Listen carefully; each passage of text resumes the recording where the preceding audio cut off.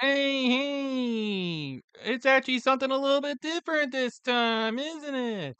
Which means I have to explain a whole other different rule set for scorebooks. Again. No matter because this time it's actually because it's related to something I actually want to pay more attention to. And I'm sure this will have absolutely no issues whatsoever. Yeah, we're finally doing some hockey for once on this channel. Well, we can't do everything about, well, that league. We gotta have other stuff go on every once in a while, if you can believe it. It has to happen every once in a while. And as far as I just checked, delay isn't that bad, which means we're all good to go. Not like it's gonna be delayed anyway. But you may be wondering, who the heck are these teams? This isn't NHL. Well, I want to focus more on minor league stuff because that seems to be where a lot of my focus is. Like, if you've seen ECHL summarized stuff, you'll know, that I seem to focus on that and share a little bit of love down there. As opposed to copy paste NHL over and over. But they do have affiliates and stuff regarding this. And I want to shed some light on ECHL. Despite all the stupid stuff that's been going on, the mass exodus of players going overseas. Whoop-de-doo, they can't get anything right. Not like all the other sports leagues are able to get anything right either. But the reason why I wanted to do this is simply due to the fact that it'd be a lot more interesting to take a look at something I'm actually able to watch in my area as opposed to the NFL greedy machine and the NHL that doesn't even have a team here. So, what's the next best thing? Local team that's affiliated with its respective league, of course. And as I was just setting up for this, I did end up learning that you could have one stream going on and another stream on another, or you more like use multi-view with the thing I'm using for this. So I'm actually able to try to get interested in the AHL while I'm trying to cover the ECHL. I picked three teams. Yeah, three teams for this particular thing, and this is one of them right here. Which one? Well, the defending ECHL champions in the Trois-Rivieres Lions. Or I guess if you want to be all French about it. What is their official French name? I'm sure they gotta have a French name for their team. I'm sure they do.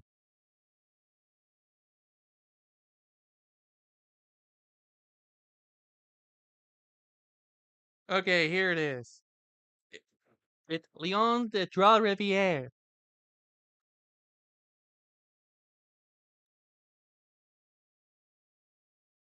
They just they actually beat the defending champs from of last season in order to actually win the championship.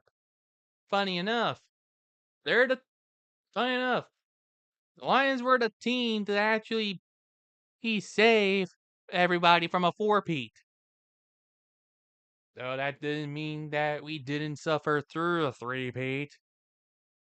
Sometimes I wish things could stop being the way they were, and sometimes. But regardless, they saved the league from its own inner turmoil for a brief moment, and now they get to celebrate going into their fifth season after going through ownership turmoil. And they'll start their title defense tour tonight against the division rival Reading Royals. Yeah, why not flex on your division rival? That's always a good thing. Yeah, flex on your division rival that you actually won something worthwhile. Now keep in mind, the ECHL is supposed to be a developmental league, yet if you take a look at how each team has done, the league can't seem to even develop anything worth anything. All they've been able to do is develop one of the current NHL refs for whatever you think that's worth. But anyway, un just like with the NHL, it's 2 points for a win, 1 point if it goes to an overtime or a shootout, no points if you lose in regulation.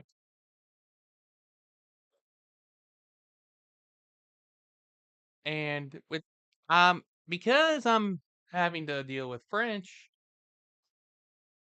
and I don't understand French that well, I'm having to make use of the road feed for them whenever they're at home, and I'll have to make use of the home feed of whoever they play against on the road. Sucks, but there's only so much I can do other than learning the kind of French they use. But here's how, so in order to help keep track of all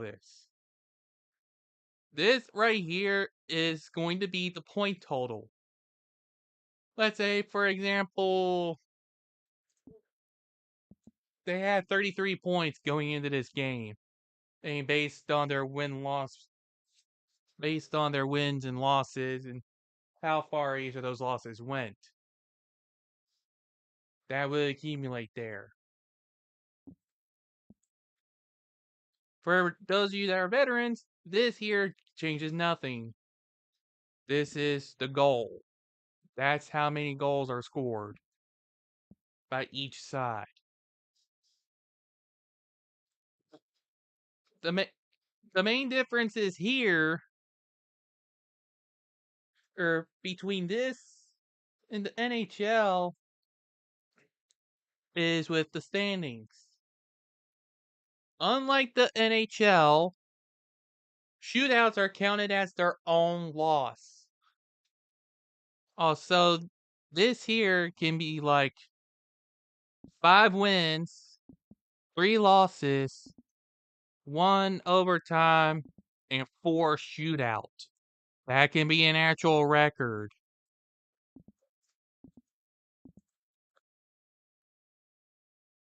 The one This here just remains the same. Only difference that instead of it being counted in a quarter, there are 3 periods of 20 minutes in hockey. Nothing out of normal there.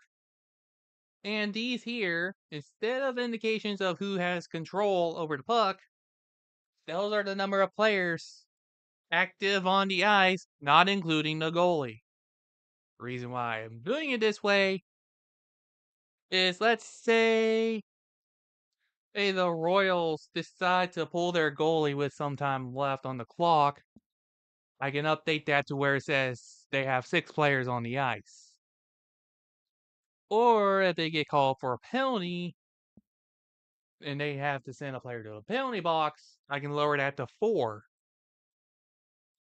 If I And in the event of overtime, it depends. Regulation is when I default everyone back to 3,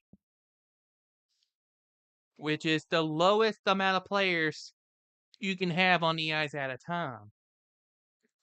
You cannot have a 5-on-0 or a 1-on-0. The biggest lopside you can have is a 5-on-3. And the closest that you can get is a 3-on-3.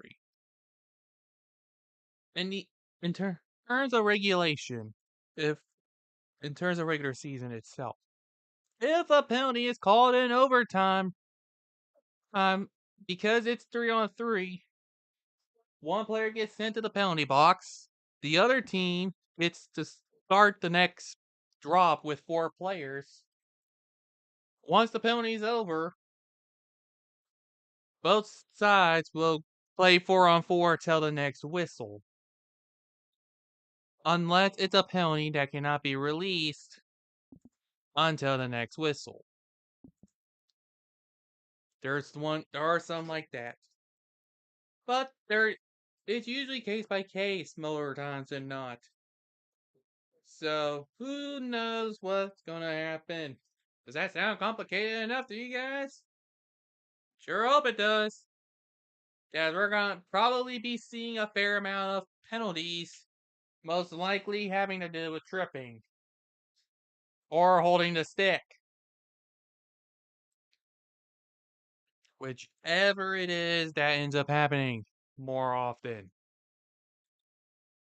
Gotta love consistency, am I right, boys and girls, and everything else? But anyway, that's enough about that. Right now, we're in the middle of the Lions flexing the fact that they just won a championship against a division rival.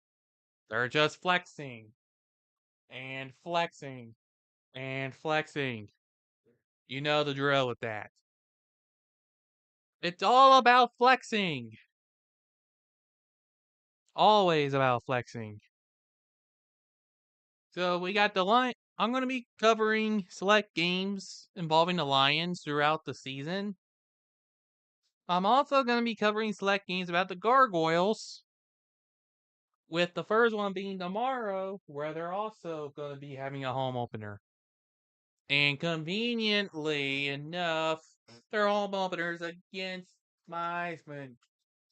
Surely I won't be biased on who I want to win, right? Well, I have to be. Well, if you're going to be a commentator, you gotta be as unbiased as possible. Unfortunately, there's a good chunk of bias.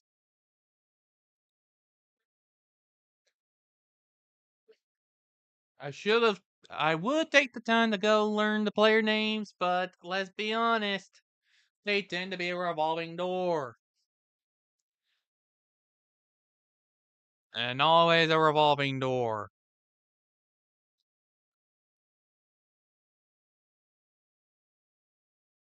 And the good news, because of this multi-view thing, I'm actually already getting to see one of the games go underway. Not this one, but the other one.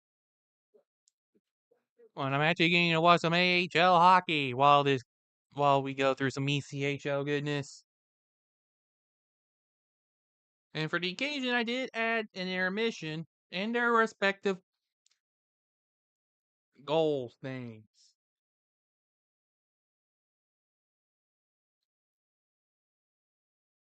I don't have to worry about.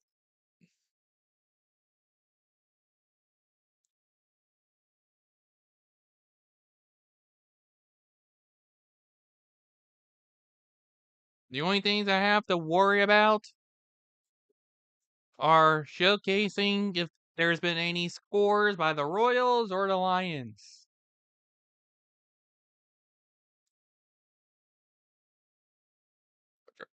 And yes, I am aware there's a Kansas City team in baseball called the Royals, and a Detroit team in the NFL in football called the Lions.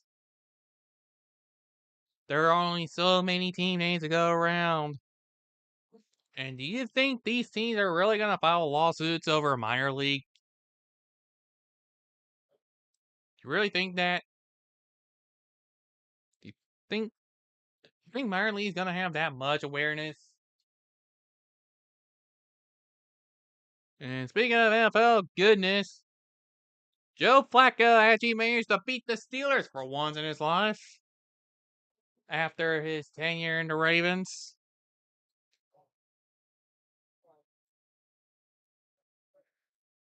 Oh yeah, ECHL championship is called the Kelly Cup. I forgot about that.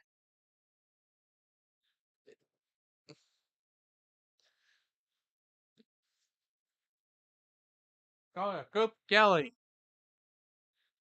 Might as well call it a Coop Kelly. Sorry if I'm butchering that. I don't know French that well. I definitely don't know the Canadian variant of French. I, because I don't think they use the normalized French. I think Quebec actually uses its own kind of French that ties it into Canada. I think. I also can't wait to see if there's any booze going on in the U.S. over or the Lions title defense. Cause you know that's gonna happen. You better believe it does.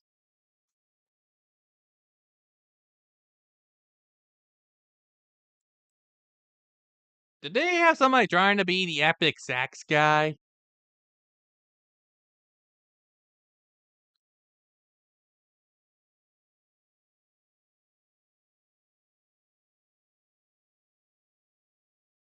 And well, I don't know if they're playing like the Canadian anthem for that,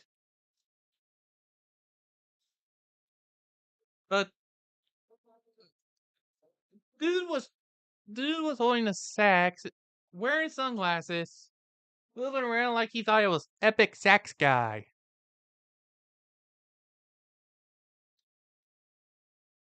But they are putting the banner up because they got a flex. They got a flex on the division rival. They actually unveiled they actually have a logo put on their jerseys for this particular occasion. Well, an occasion in the sense that this is their 5th year in existence. I think they're only going to be specialty jerseys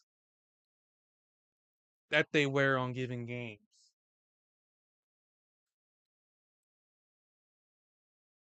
Because there's only because if I'm not if I'm not mistaken, there you have to play a certain number of home games in your road unis on top of the typical games you wear in home unis. I think I I didn't think much about the Lions having red in their color scheme, to be honest. If I knew something about that, I would have used it, but alas, I just stuck to the color scheme that was on the logo, and that's what I typically do anyway. So, sorry, not not saying it in a stereotypical way. I'm just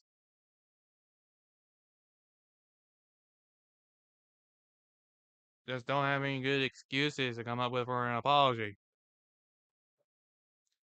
Or maybe I can imitate that one apology video that had like this unusual musical aspect to it for whatever reason. Man, I'm just taking this time to take shots at anything I can think of.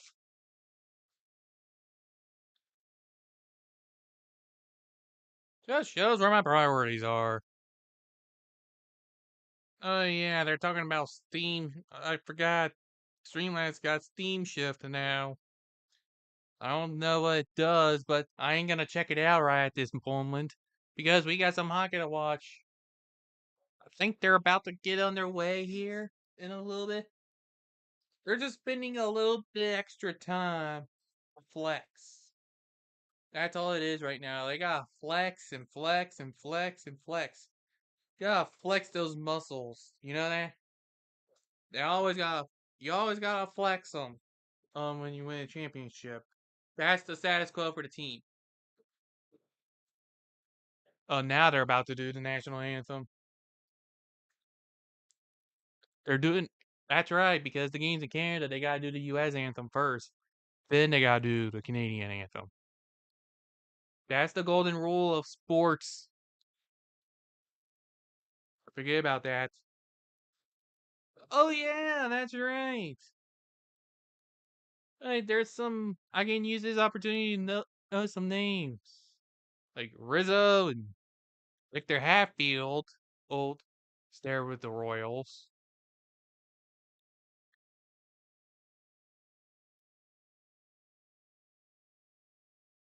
There's definitely some names, shall we say, on the Royals.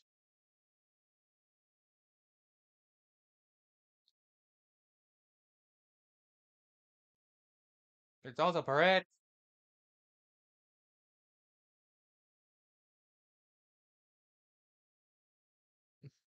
I mean, I can always pull up their rosters on here. See if I can name anybody.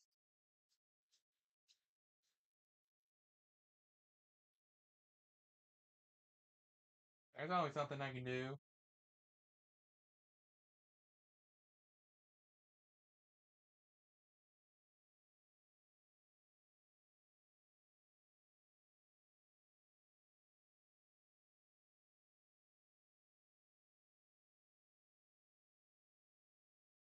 I think I'm gonna bother watching any highlights.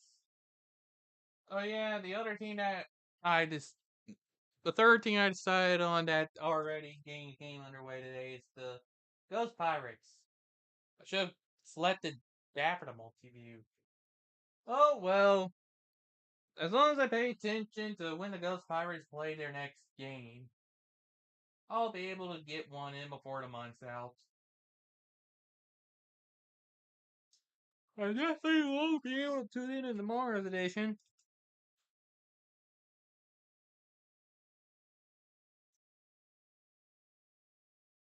And there's no way I'm gonna bother with any games going on tomorrow. Let's see here. Okay, I think I found the game I can go with for the cover my Ghost Pirates quota for the month.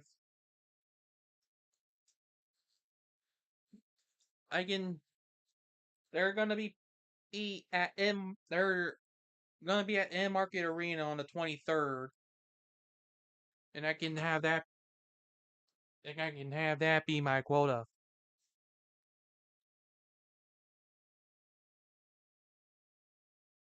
And they're playing against the Stingrays. So hey, at least we'll get some variety going on. Gotta get, well, maybe not variety in who I decide to cover, but variety in which games I select to cover the teams I decide to cover. So there'll be some recurring themes like division rivals. Because of course!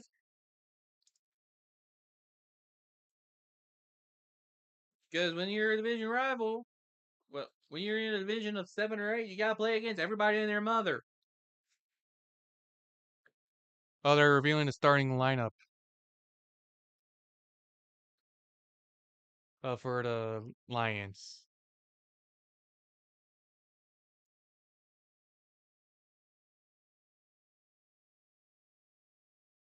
So we'll see. We're gonna get to see who gets to be in net. Hunter Jones is gonna be in that net for the Lions, and to start off the season. I'll need to remember that. But the game is about to get underway.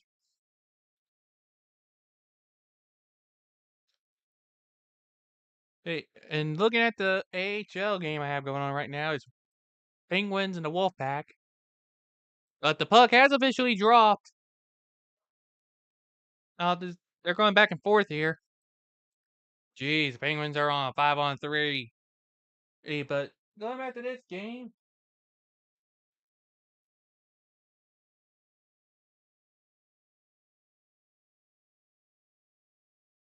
it's kind. It can be hard to tell with multi-view, and also that lighting is not good. That is not good lighting for that arena. So it's gonna be even harder to tell. Some have better lighting than others, I guess. Maybe they couldn't afford lighting.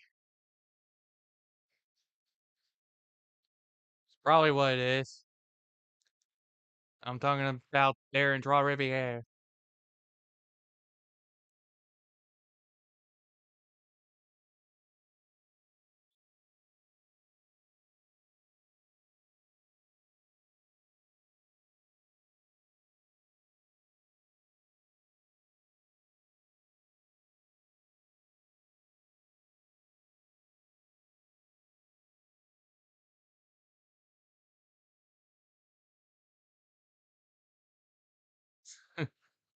Apparently, yeah, as I just started trying to commentate over this, some band called some other kind of band that I'm not gonna mention that sounds eerily similar to a certain other band related to death metal has called it quits after 2 decades. And of course, there was some freezing going on in one of them. But I can definitely tell you, 5-on-3s are difficult to score on.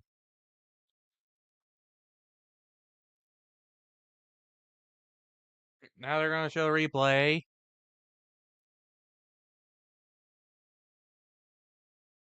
Oh,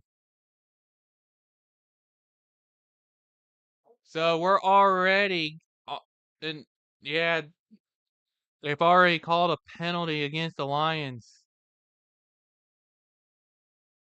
I'm guessing that's going to be, my guess is interference.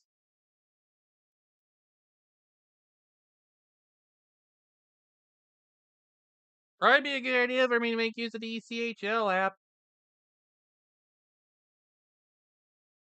to make sure.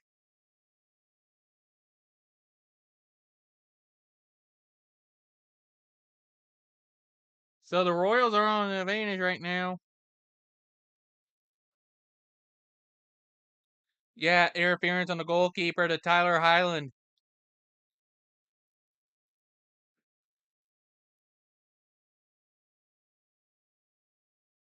Definitely gonna keep track of what penalties get called on the ECHL app whenever I can.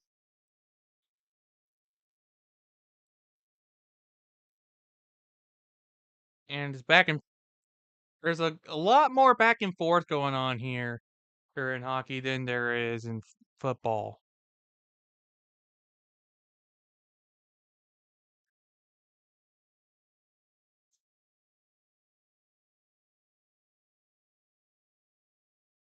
But yeah, it's Peretz and a goal for the Royals. They almost take advantage of the power play, but they don't exactly do so.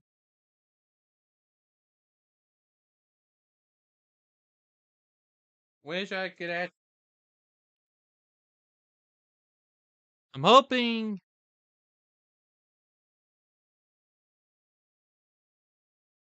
I have a reasonable volume. Hopefully, I guess not. It's probably going to pick it up at a couple points. I try. I try, people, okay? I try.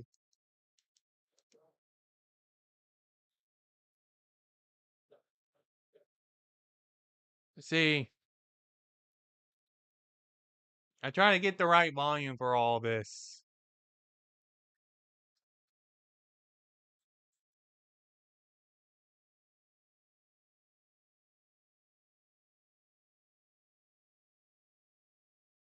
But yeah, this counter is, this one in particular.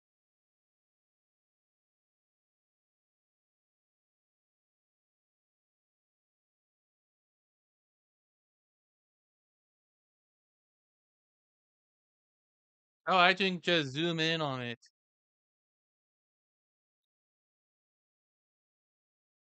That makes sense.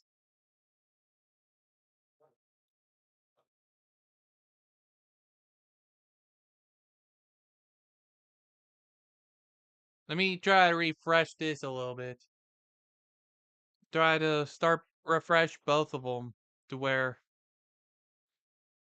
And I think the penalty is he was about to end anyway.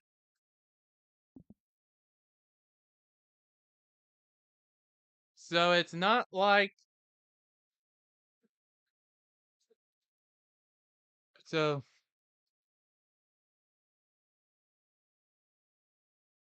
I'm gonna try to get some.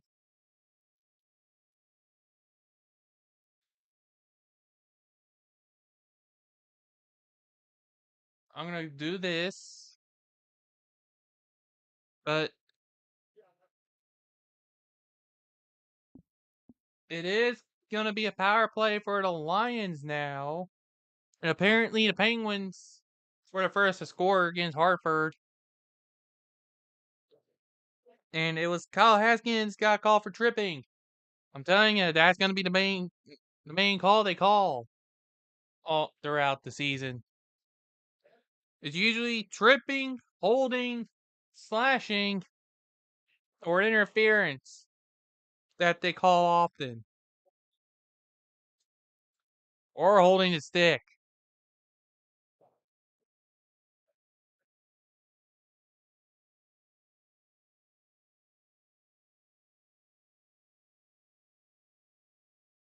Lions with the puck. Here's a shot. Stopped on the rebound. Can't seem to get it through.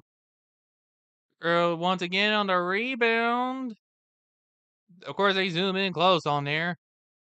But the puck has to go backwards and was basically a clear.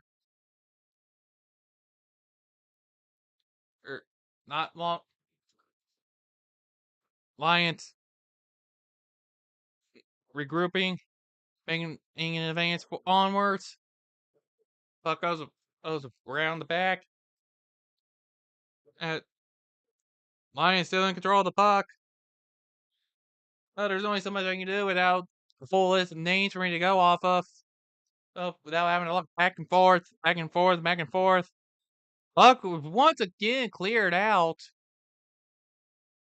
as the Royals are killing this penalty. Both sides have been killing their penalties. And apparently, the Solar Bears struck first, or is in their first match. I'll have to keep watching the South standings too. I'll have to take pictures of the most updated standings throughout the season. And that's going to be it for the penalty, as both teams are back at full strength yet again.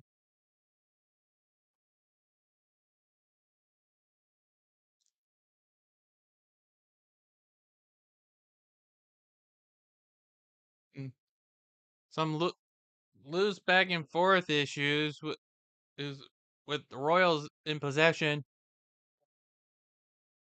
and puck going around. And because it likes being messed with and thrown around. But now the Lions trying to shoot it down the opposite way. It's going to be whistled dead.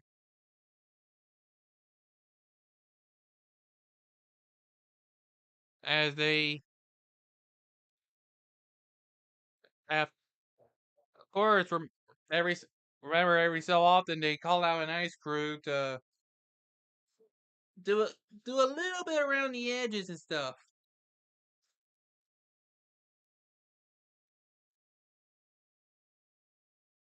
It's a cinch. They gotta make sure the ice is still good, but they also gotta make sure they get their TV stuff in.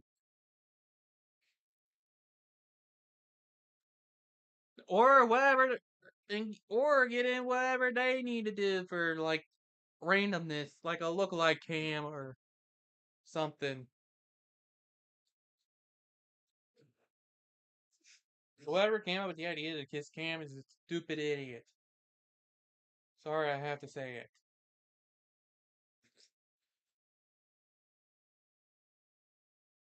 Let's see here. Oh dear God, Penguins are up 2-0 over the wolf pack.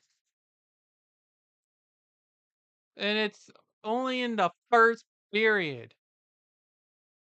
Jeez. I guess that's one way to go through it.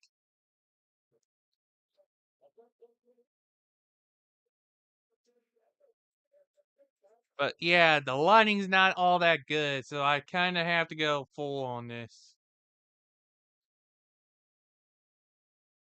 And that was saved by Jones on as he pretty much forced the face off.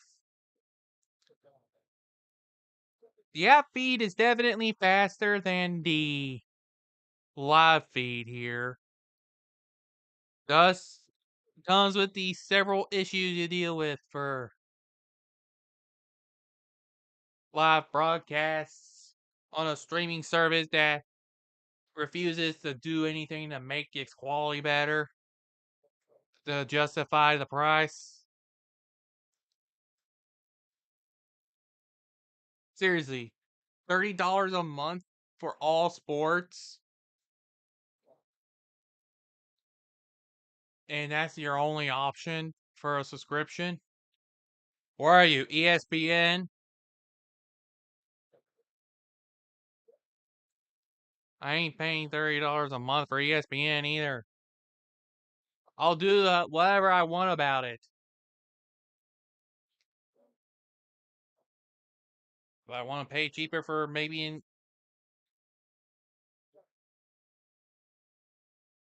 a VPN, maybe I'll do it.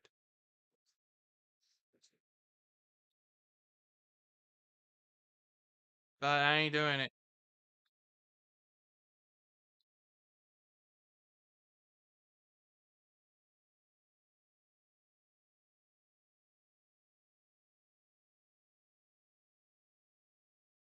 It's still scoreless here.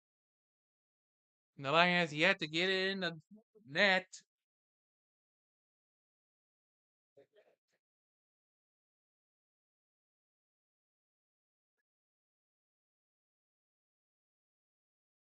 And remember, play is continuous, so they gotta keep going.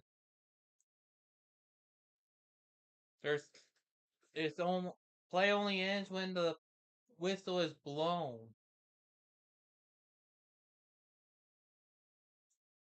Numbers ain't looking too good for anybody.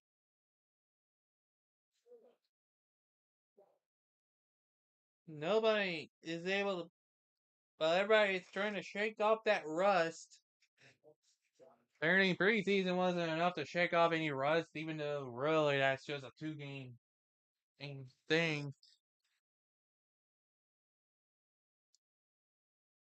Not like that will help anything. 11:36 to go in the first. They keep doing at this rate. They might as well do endless face-offs.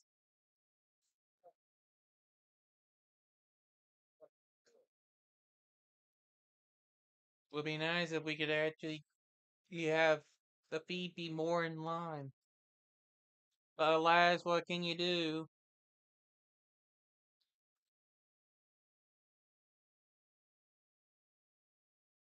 We're just dealing with whatever. Ref, is that ref or is that a Royals player? I can't tell. They're both wearing white. I guess with refs you can tell. I guess that's more on the quality of the video. They're in Three Rivers. That's what it translates to, Three Rivers.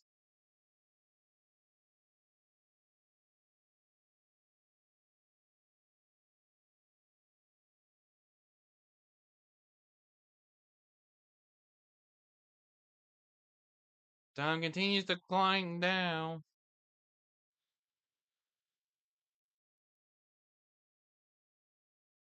And neither team has been able to actually do anything. No capitalization on penalties. Guess It's the start of the hockey season. You can't expect too many games that get sent away.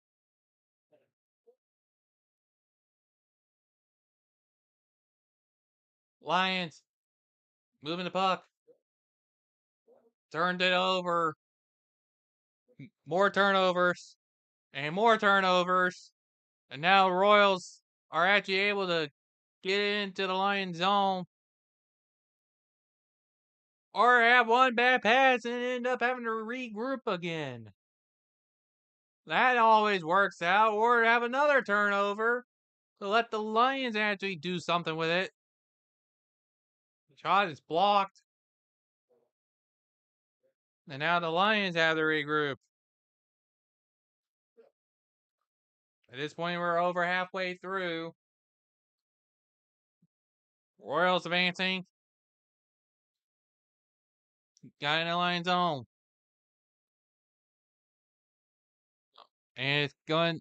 And now the Lions have it. Going into the Royal zone. Shot. Nope. And nobody's trying to get it through either. Nobody's even bothering here. Nobody whatsoever. You love it. At this rate, we're going to end up having no whistle. Because why not have a no whistler? Shot ends up being no. Battle for a puck. All the way back to the Lions zone for them to regroup. And it's not the same players that stay out there until the next whistle blows. As long as they make sure they don't get called for too many men on the ice, they can make as many subs as they want throughout the play. This ain't NFL football, people. And now they're gonna finally call a whistle.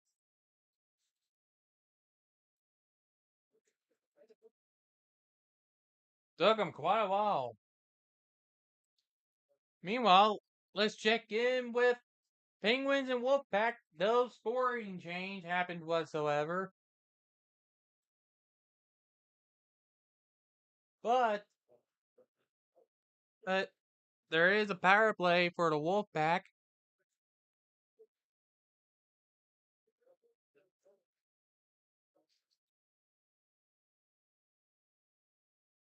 And they at least have a better pitcher. You can actually see the ice. You can actually tell the players apart. What's the bad news, Ghost Pirates? You failed to convert anything? Is that what the bad news is?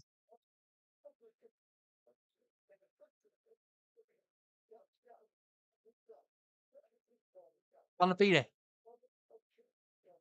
Probably mispronounced that one too. And probably offended some people. Don't worry. I'm still trying to get used to. I'm still needing to get used to this little format thing here. Looks like the Wolfpack ain't gonna score on their power play.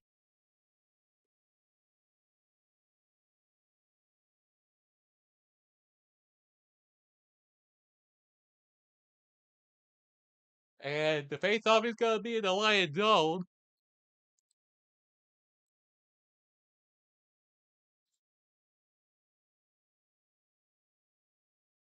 And a little switch out. And who's that face-off? And now the puck drops. On with the Lions advancing. Not exactly the best result you want trying to get into the zone. Nor do you want that for if you're the Royals. Oh, it's more back and forth like always.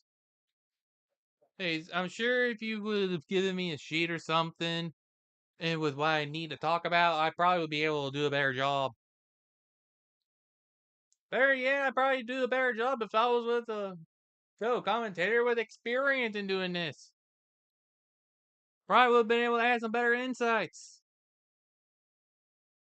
maybe I won't be able to do play-by-play like this, but hey, at least I'll be able to chime in from time to time.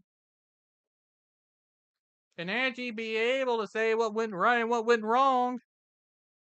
Unlike Tom Brady.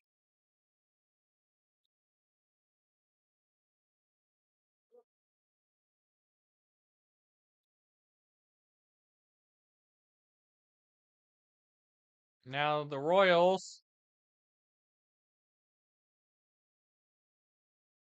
try to beat Sale.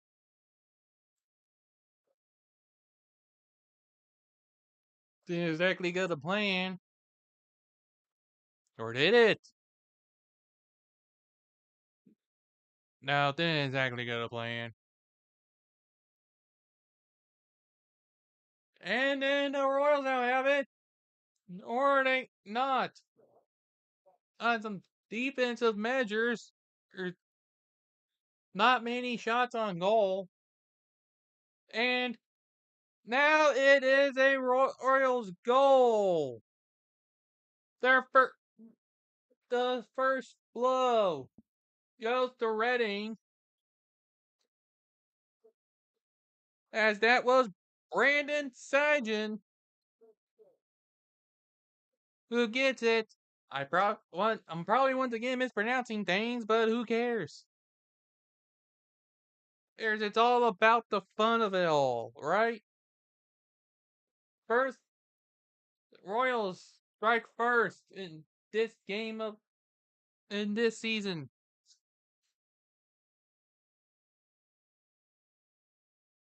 Top defense not often that good of a start.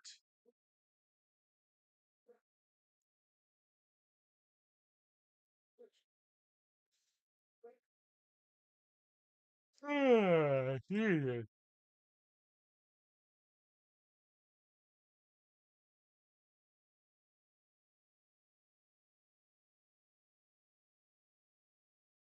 So now it's a question of can the Lions get on the board to get their first goal of the season, or or will the Royals hold on and let this game end in disappointment? There's still 2 periods after this, so there's time.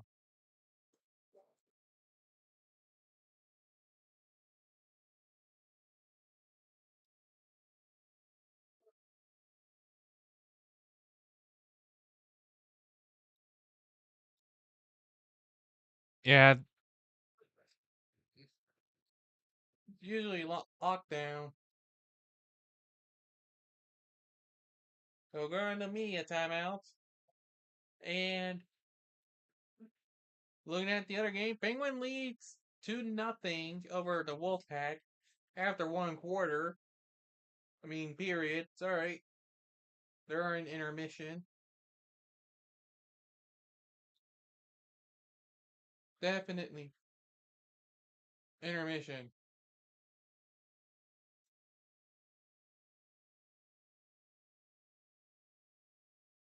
If I had a sound effect for a goal horn, I'd use it. Definitely would use it.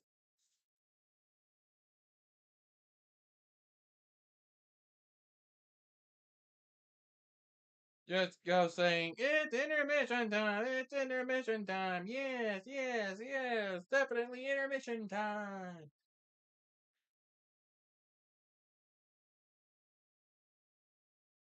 Won't be long before, won't be long before our game goes in intermission. Oh, boo.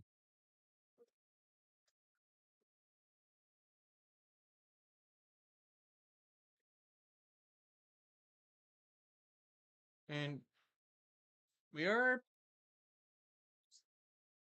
briefly on play. And is this our first injury? Do we have our first injury of the season? The heck?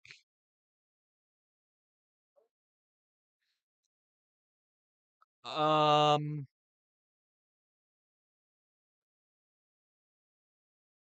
I don't get what's going on. What the heck?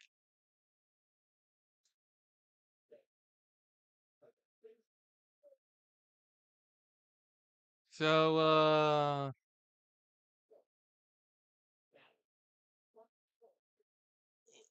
oh, that's what they're looking at.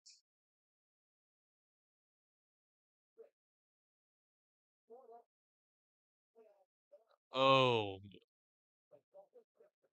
that makes sense.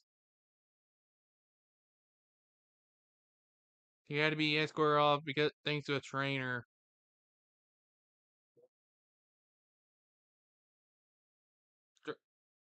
I guess they had to determine if it was warranted a penalty or not. They're not gonna let it be one. It's gonna be 5-on-5. Well, we just had our first injury of the season. It's definitely gonna go over well, right? Right, guys? It's definitely gonna go over well, ain't it? And it's already going over to the Lions' home. And things not exactly going well for the Lions tonight. Already.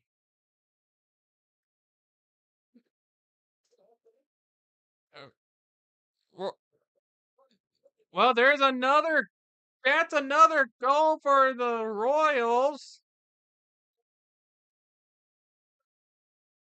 And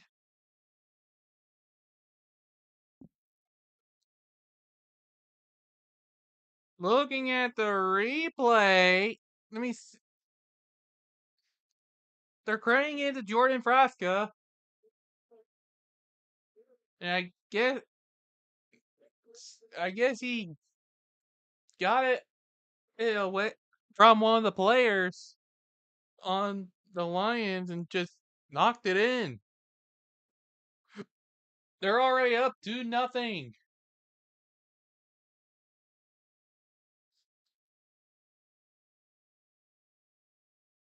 This is not looking good for the Lions defense tour. Already trailing 2-0 with less than 4 minutes to go in the first period.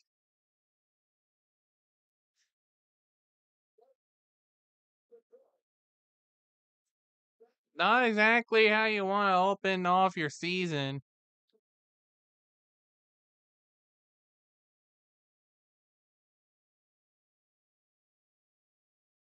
And is that the first icing of the season? I guess.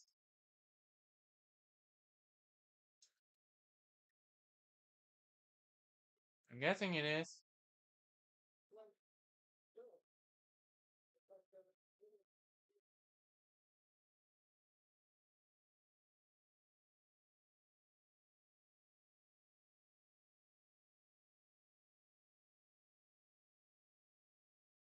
But play is going to go on. Unlike nothing. Because, well, it was an icing.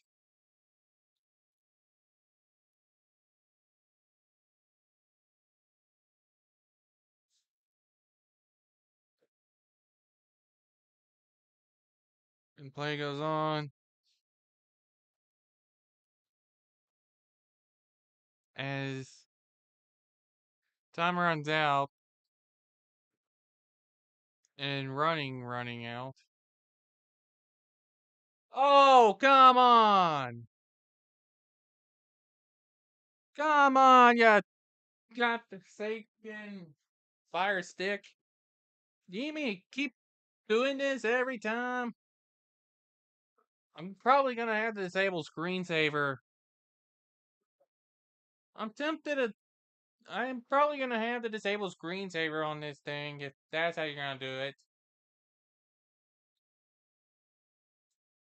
Because I want to be able to watch the game uninterrupted. Thanks for that, you dingus.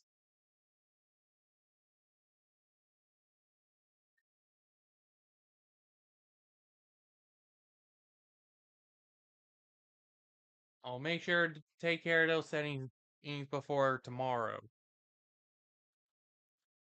Before the tomorrow convenience. Well, before the convenience of tomorrow. Before anything drastic happens.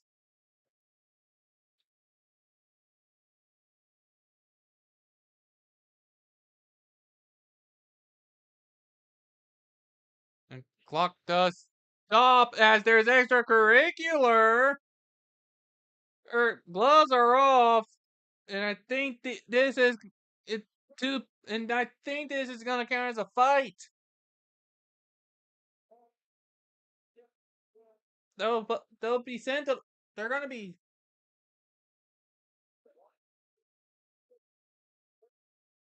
And the frustration already setting in.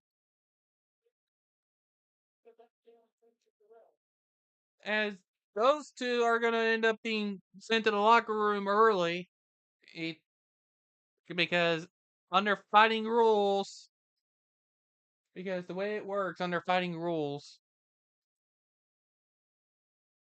is that if a fight occurs less than 5 minutes into a period to go, you go to the locker room. And that was Victor Hatfield involved in the fight. With Isaac Dufert.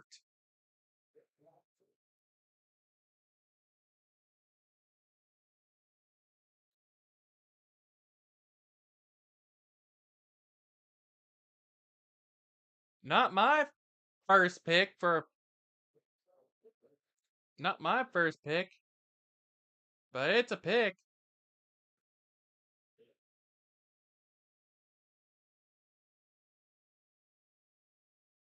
Definitely a pick. And now further discussion is being made. Probably about puck placement.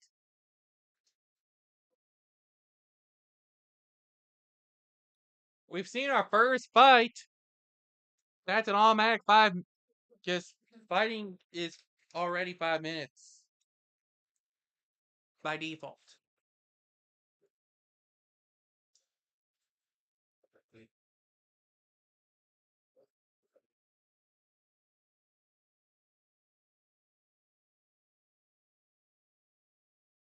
And lighting effects. Hooray! We get lighting effects in my hockey. Not sure what that was about.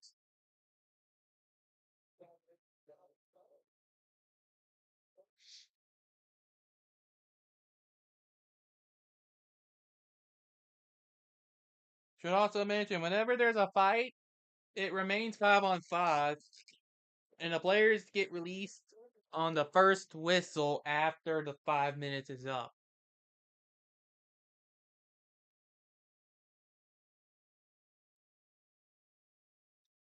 There are certain circumstances where a 5-minute penalty has to be served proper, but fighting ain't for one of them, as we're in the final minute of the first period. And the Lions actually managed to get on the board with their first goal of the season. And it's gonna be credited to Derek Louis Jean. Or or Derek Louis John, depending on how you want to pronounce it. But that both teams are going to be on the board to kick off this first period. This first period saw 3 goals at this point. As this is gonna keep going. Just gonna drag out the puck for time.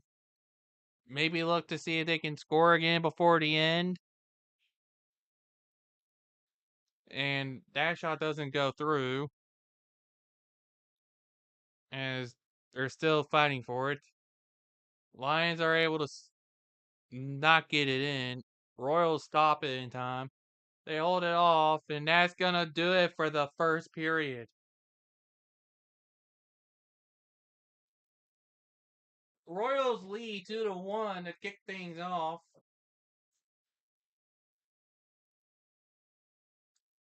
So they're now in intermission.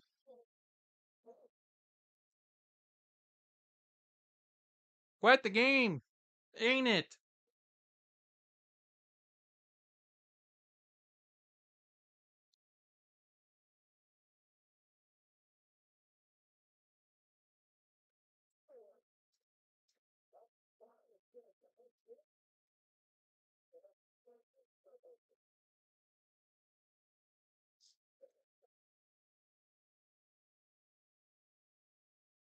So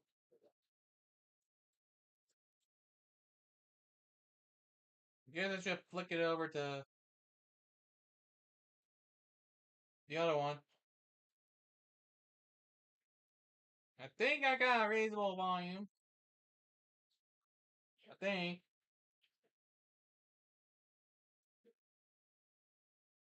It's gonna be hard to tell. Points.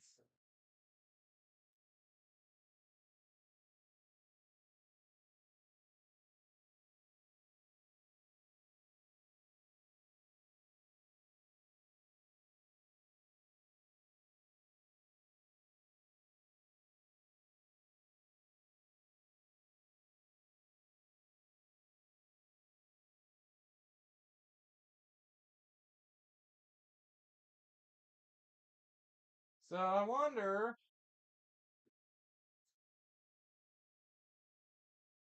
Oh, I love that he just casually name drop Utah Mammoth somewheres in there.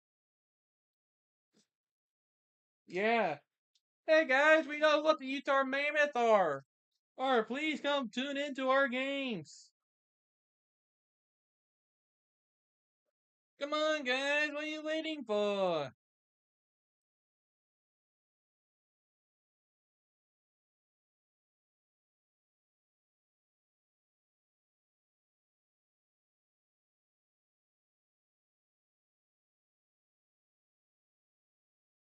Proof that Mandarin Chinese is easy.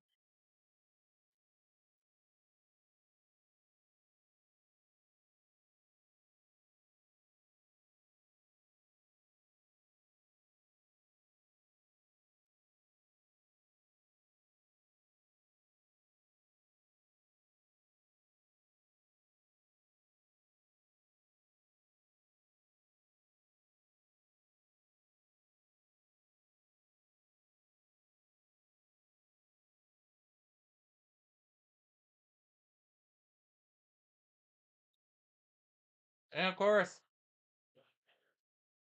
intermission shenanigans.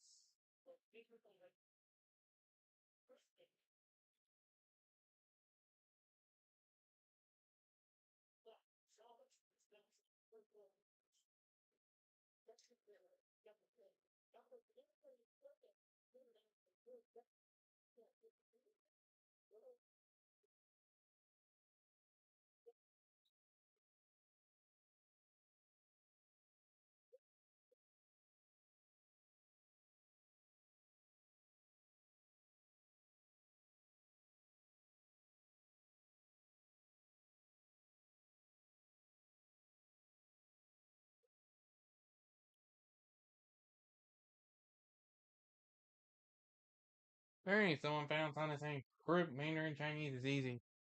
As someone who's done martial arts, it's the pronunciation. It's the pronunciation of the easier ones that are easy. But the variety in pronunciations and what they can really mean is what throws people off.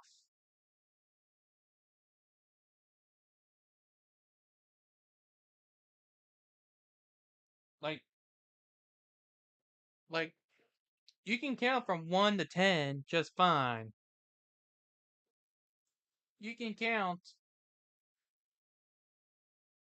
and the way they count it from 10, from 11 to 20,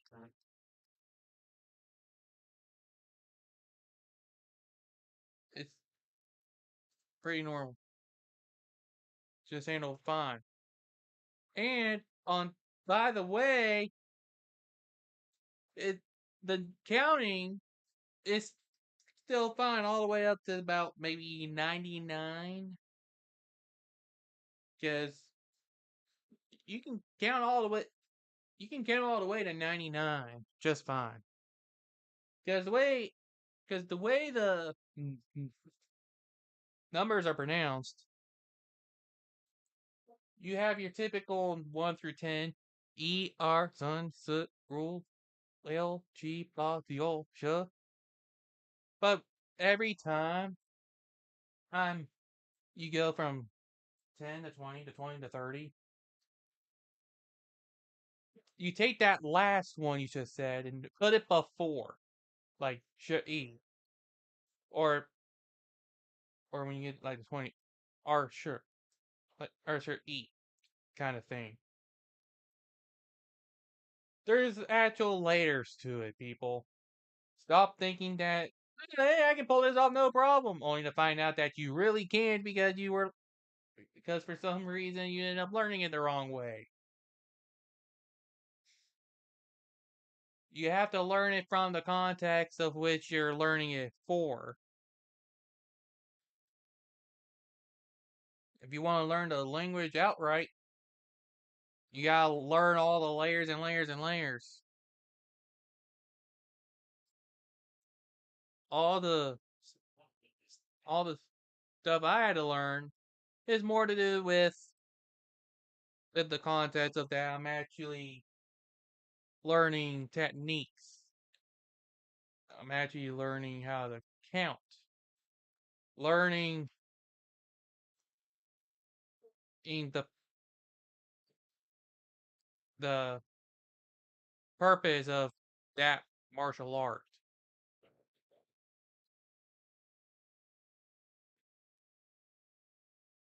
But if you try to ask me to start a conversation in Chinese, you ain't gonna see anything out of it.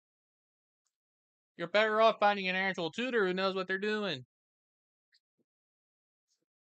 And with how a certain thing has been going on lately,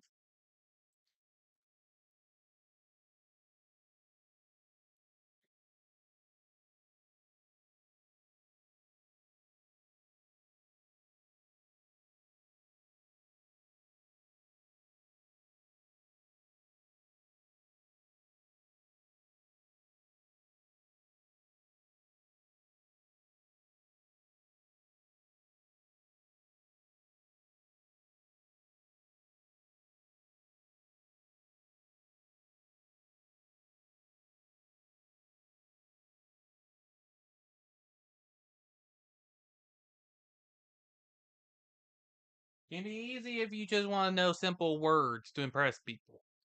But if you want to know an actual language, you gotta look at the layers.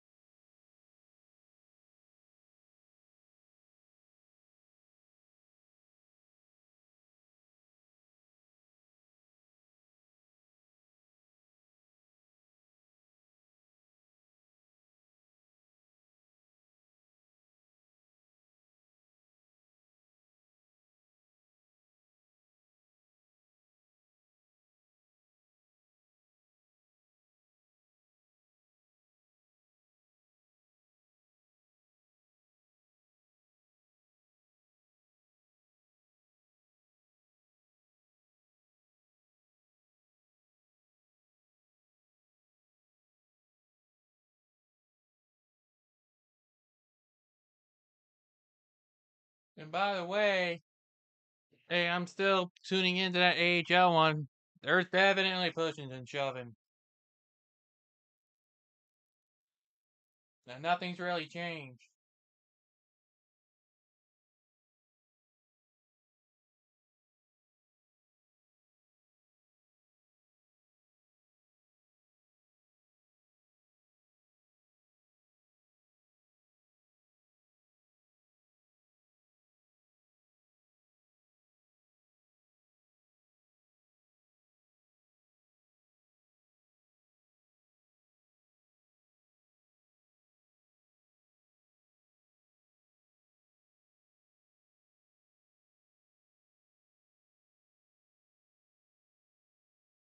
Didn't think I'd be going on about languages.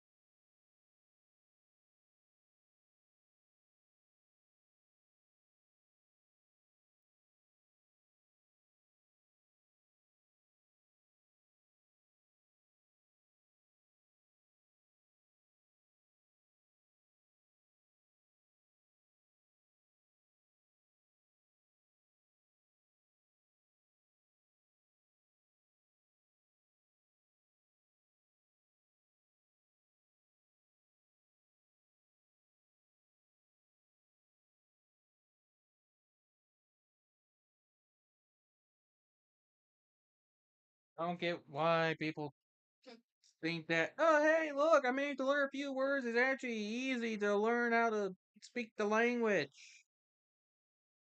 No, guys, that's not how it works.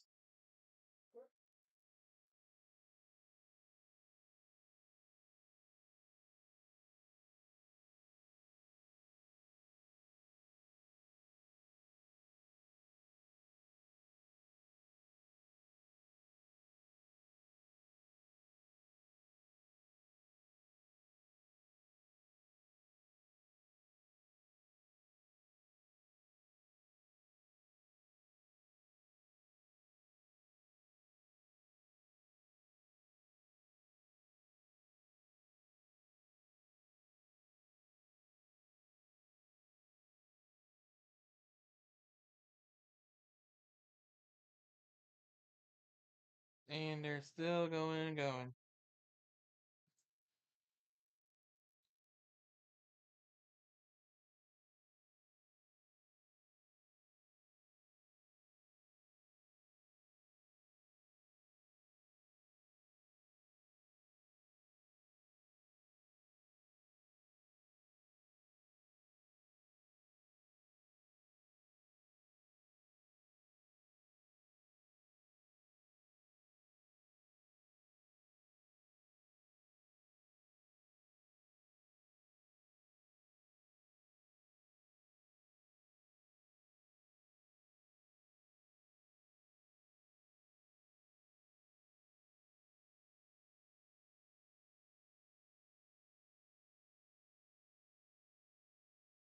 They're definitely. Wait a minute. The Lions have a DJ? The Lions like to highlight a DJ? Am I saying that right? Lions have a DJ?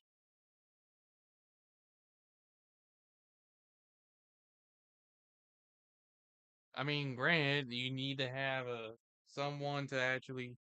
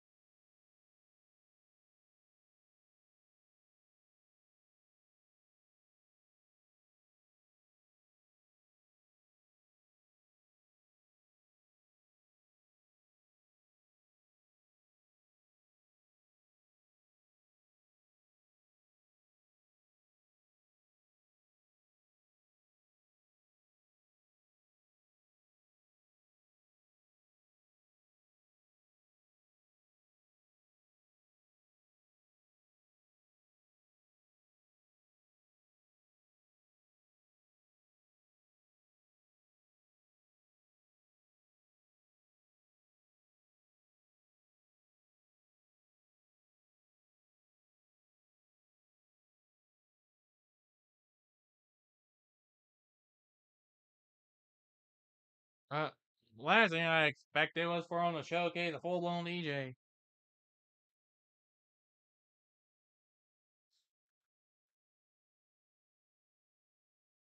It's quite interesting. The more things you know.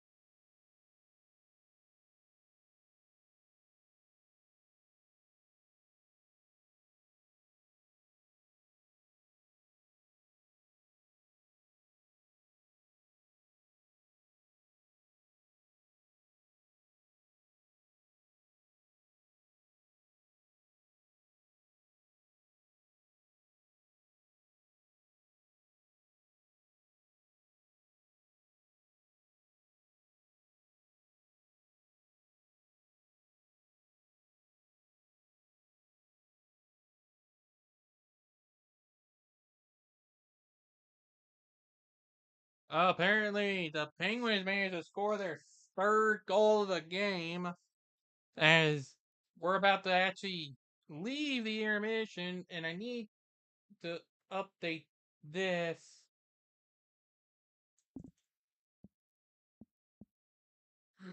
to say second period.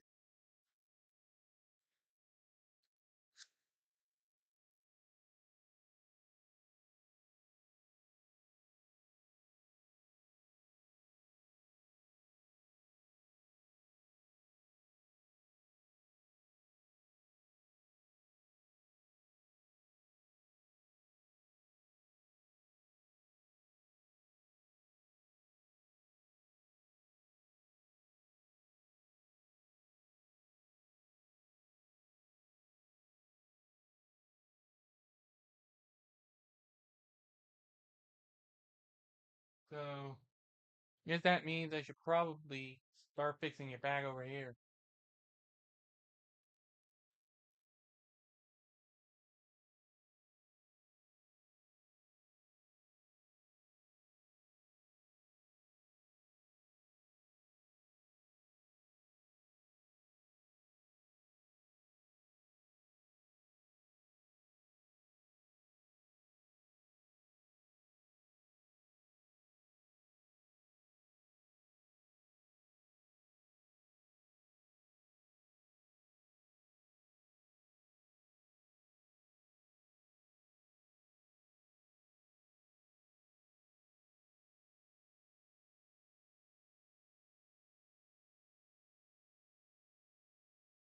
But yeah, they're just showing who all got goals. But it is time for the second period. Maybe we can actually. Okay, never mind. We're actually gonna stop play 5 seconds in because someone made a boo boo. And where to send the puck. Tends to happen. Tends to happen. There's all kinds of stoppage over it. In case you couldn't tell.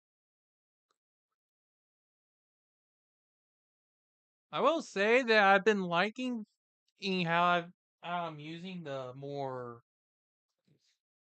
curvy like approach. Almost hourglass like. Gives it a little bit more character than just stale square boxes. Well, there were some circles being used beforehand, but I do like how I'm going with that approach here. Gives it a little bit more character, if, so to speak.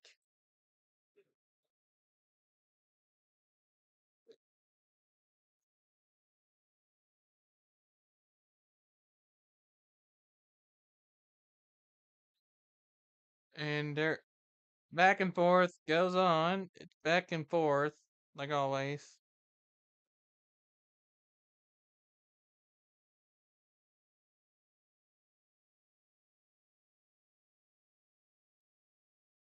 And they're talking about stuff like so.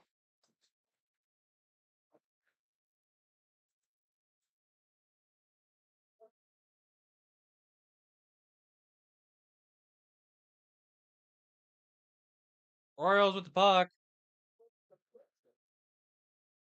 And they're gonna call a penalty for that. And that's gonna and that's gonna be the third power play of the game.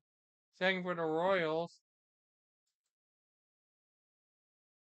They're gonna get Dunlap for hooking. Joe Dunlap at that.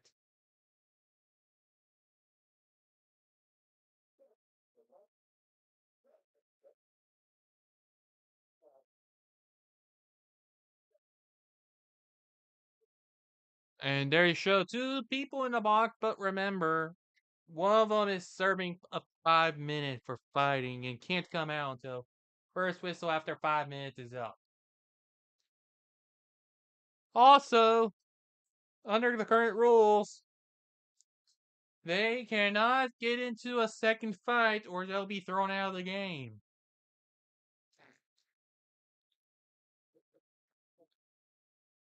And it is flip sides. Just like they would normally do. Royals on the power play. Right. They're unable to keep it in and well, it ends up being a clear. Royals will get another shot. Able to clear it into the Lion zone.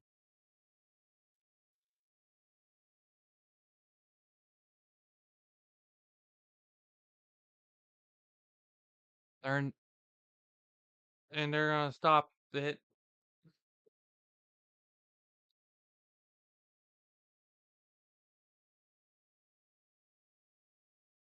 Oh, screw you, man. I am about ready. I'm gonna have to do something about this screensaver with Flow. Because it's getting annoying.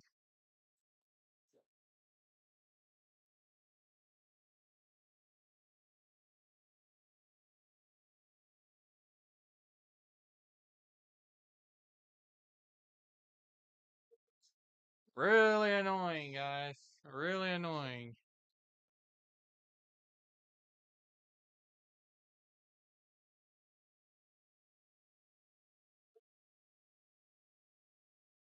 I was like, the lighting is getting a little bit better now.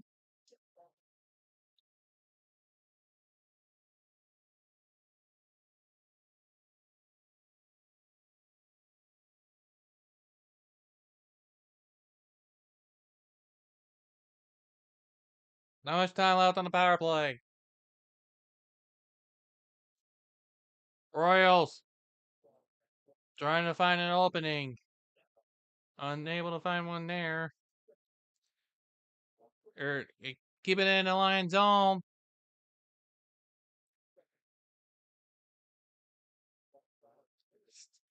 Still in control.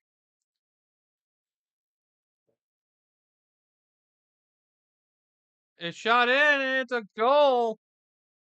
They managed to capitalize on the power play. It's their third goal of the game.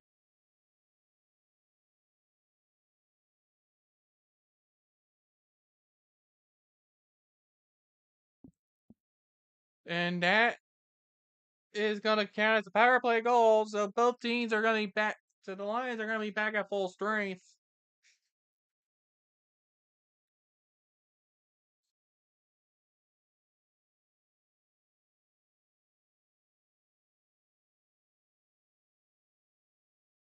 As an example of a team managing to capitalize. Another way around it.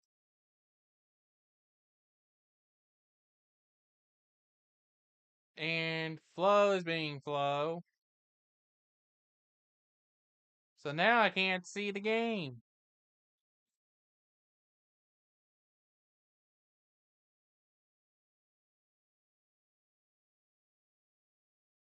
So I'm gonna have to try and fix that back again. Where is it? There you are.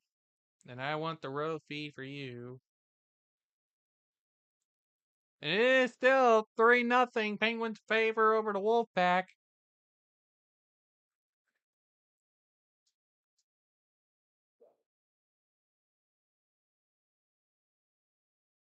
Okay, so I'm thinking Flo might actually have some technical difficulties right now.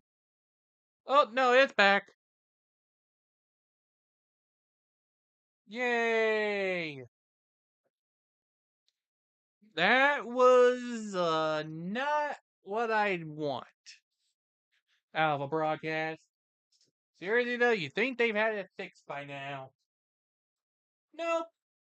We gotta charge people money for crap. I think the audio's not working either. So I'm gonna have to try and figure out something here.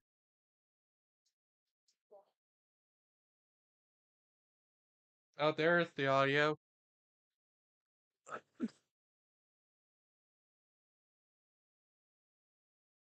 Been having there's some weird technical difficulties on their end already.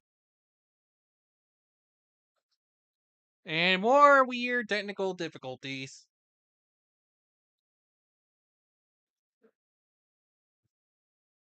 Lighting, lighting seems to be getting a little bit better, but it's still weird how the lighting works there.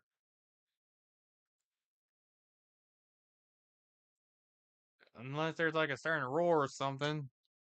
I don't like it.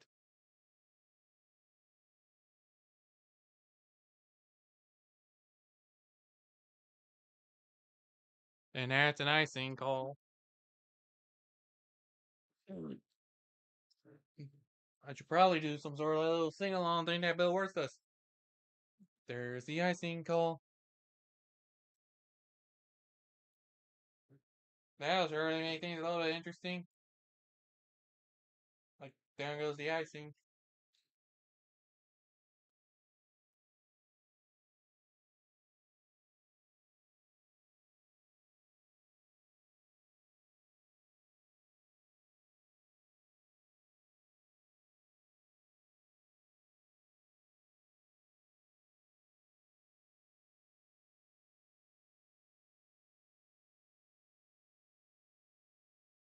Oh, now this is a little bit faster than this, unless something happened to this particular thing to where. Okay, then. Guess I need to do something about this app here, huh? Maybe ECHL app froze on me. Or maybe. Or maybe a live broadcast is actually being somewhat weird.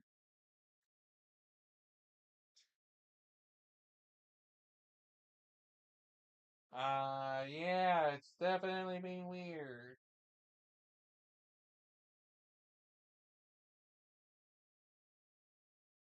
It's now out like almost about a minute ahead. It's now like about maybe a full minute ahead of it. What the heck is going on?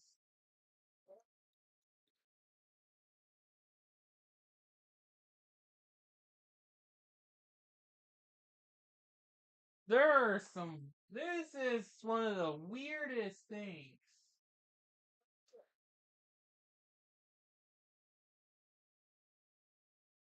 This is one of the weirdest cases I've had to see. about a hockey game, but it's still 3-0 for.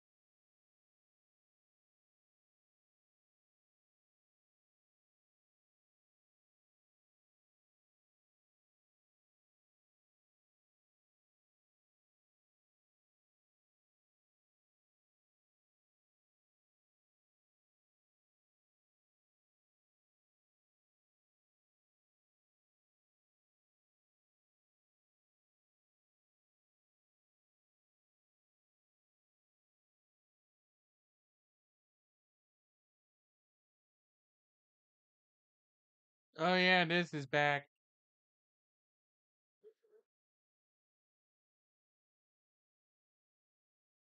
There have been some weird things going on with this game.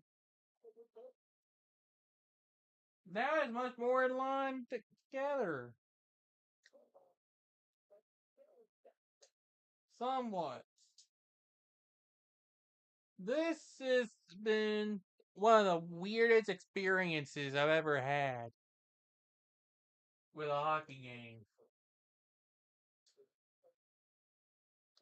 This is what happens is when you use a service that charges you $30 a month for everything available, and you end up settling for bad quality.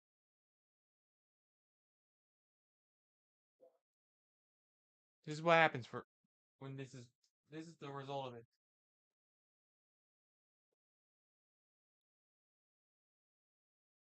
But don't worry, nothing about scores or anything changed. I didn't get to miss any. For anybody that was interested in that. Well, that one was stopped. Not able to get anything going again. Gotta shake off that rust still. There's still some rust going on. Could also be a whole thing about the tile defenses. It's also just the first game of the season, so don't expect anything too crazy.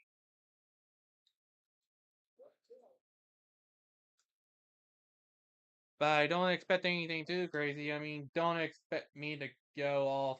Oh no, they're falling apart already. No, they're gonna fall apart. Like, that's the whole point. We're just looking to see how they fare their tile defense.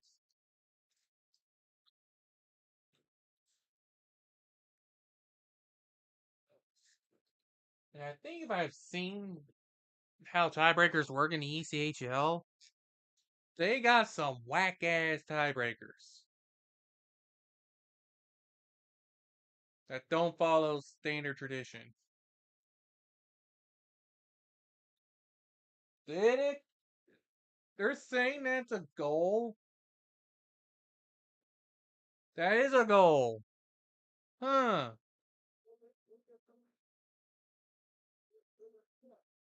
That is quite the set of circumstances to be scoring your second goal of the game.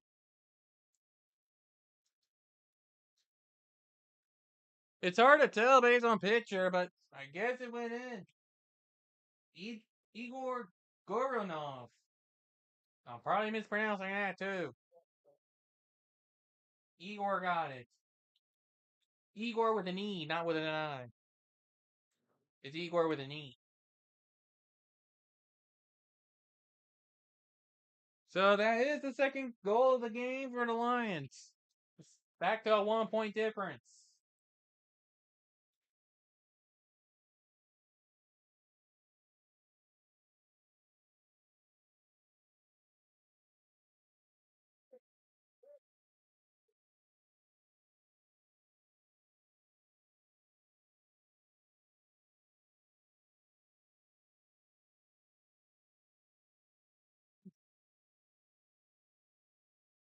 Just trying to keep an eye out for anything that happens.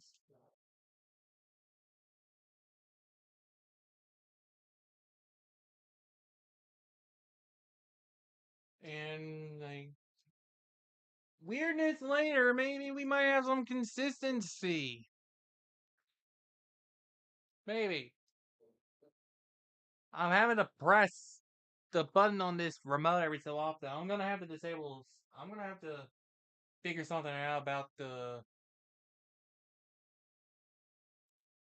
I'm gonna figure out something about the screensaver thing after this game's over. I'll try to get something figured out before the tomorrow's game. Cause I hate when it does that. It's like it hates me watching long form videos.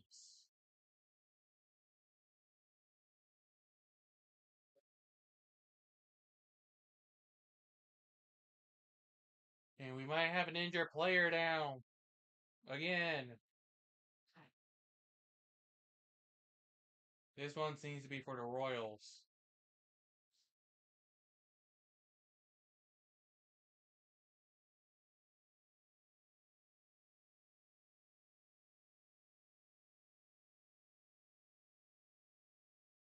At least he's able to be up on his own power, which is good. You never want to have to deal with injuries, but they're part of the sport.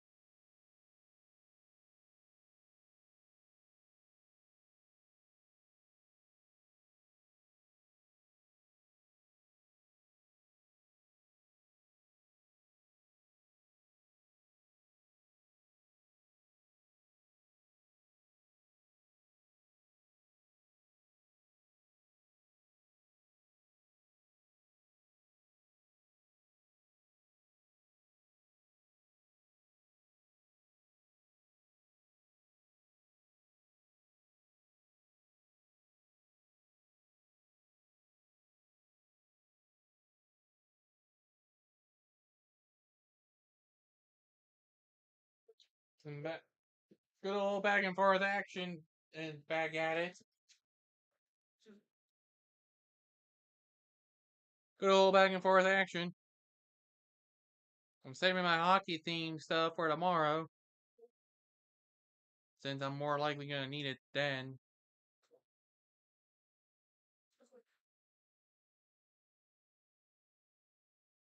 Gotta stop as much stuff as possible.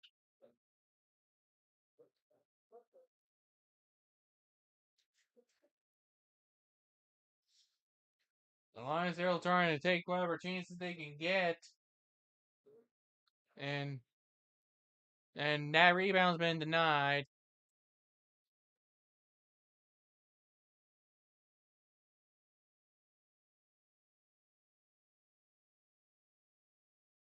Oh, the Wolfpack are actually on the board now. Was wondering about that.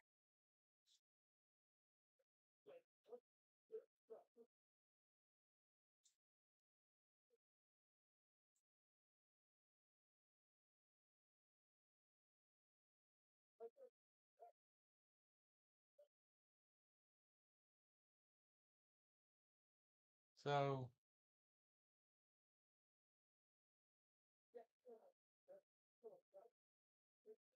quite interesting.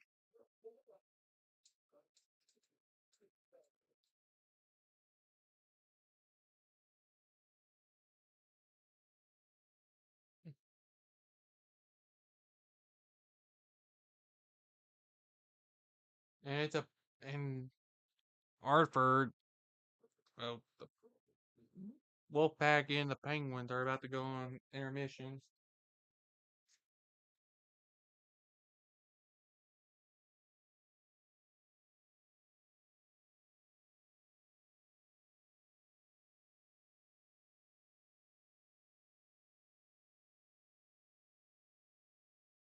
Naming wise, I'll say that the Penguins look like Penguins, and Wolfpack look okay in terms of designs.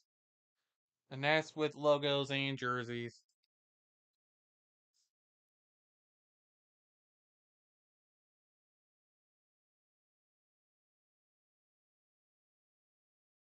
Alright, let's get back to this.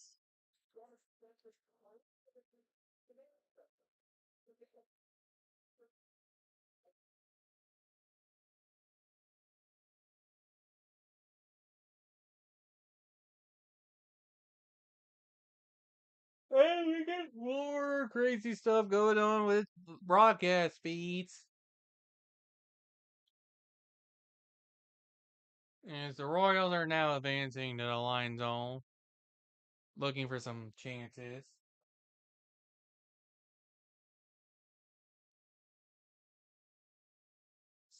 Oh yeah, that's right. Decision day stuff is here for MLS. I mean, learning who makes those final two spots in the West. And more issues! Hooray! I love issues! Hooray! I hate difficulties.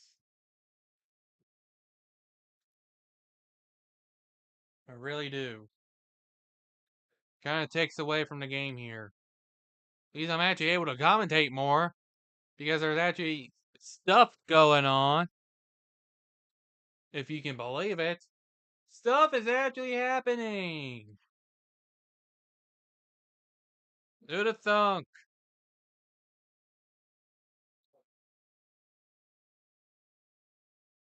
Jeez.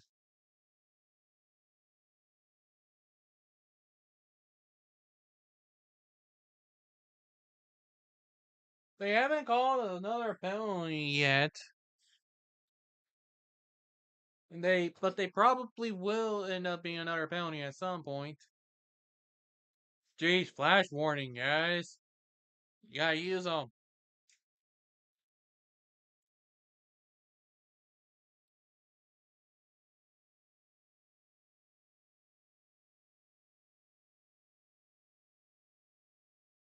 I need to do something about that top row up there. I don't really use it much at all. Man, there's all kinds of stoppage going on here.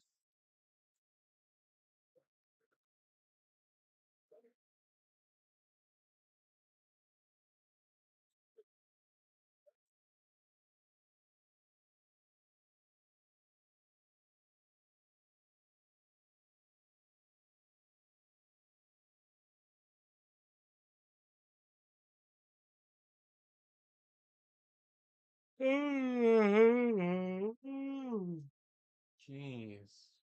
It's, can't believe I'm being bored out of something like this. Though this is probably more of an average score later in the game somewheres. I'll probably get to stretching my legs a little after the period's over. Without having to go too far. I'll probably start stretching my legs right about now. Try to keep track of the game like this. Make sure I'm actually able to keep watching.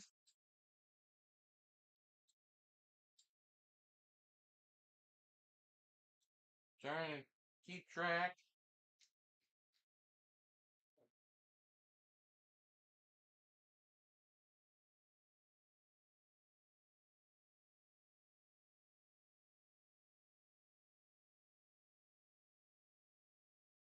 Remember, in ECHL, everybody's under a 1-year contract unless they're signed to an AHL or NHL deal and get sent down.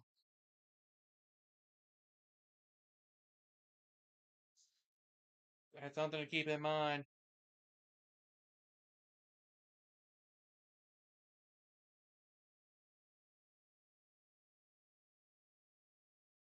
Royals with the puck in the line zone. They haven't been able to get past Jones. And, well, there's a wild sequence that you normally end up seeing occur. Everybody's losing sticks. But remember that remember that guy who just scored a goal that was Igor with an E? Yeah, now that's gonna send him to the penalty box.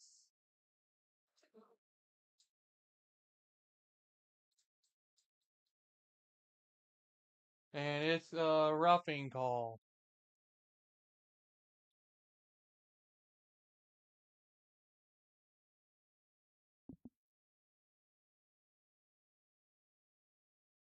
So the Wolfpack were able to get on the board, but they're trailing the Penguins is at the second intermission.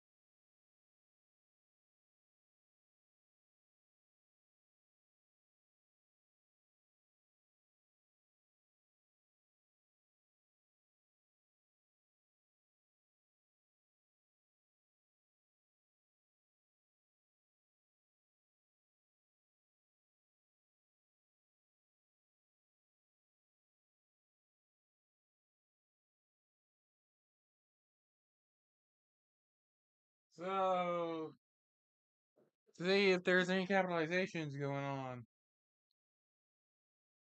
That last Royals goal was on a power play. So we'll see if they're actually able to do it. As time ticks down.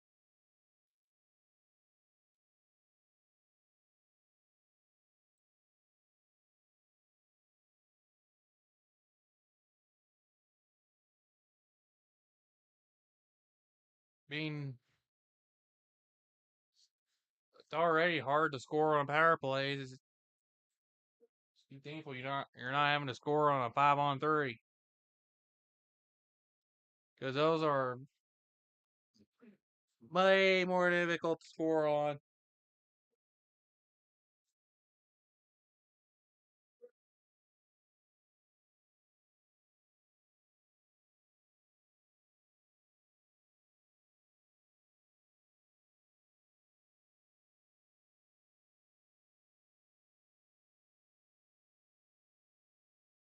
And more struggles with power plays. Orioles can't seem to stop it.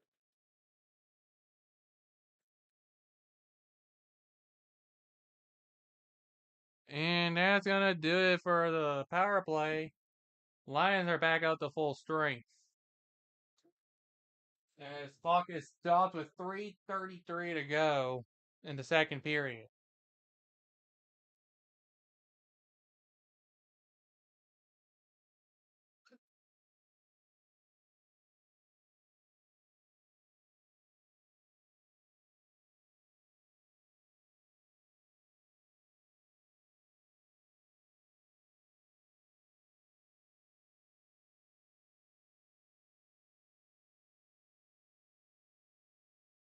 Man, you can tell where priorities are when they do things like that with on the video board.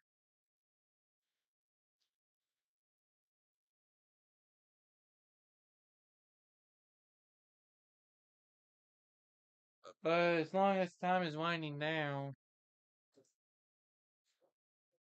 and you gotta wonder where things go. Lions unable to get close to the net that time. That one is just denied.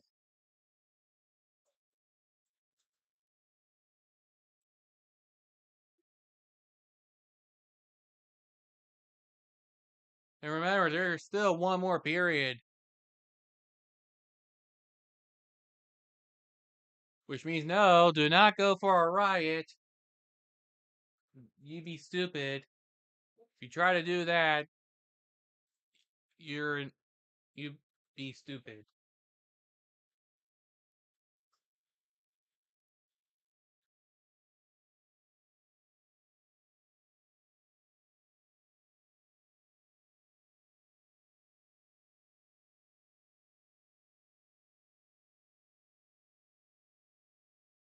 So ref is too scared to actually do anything worthwhile. And Jones is able to force it to go to the face-off.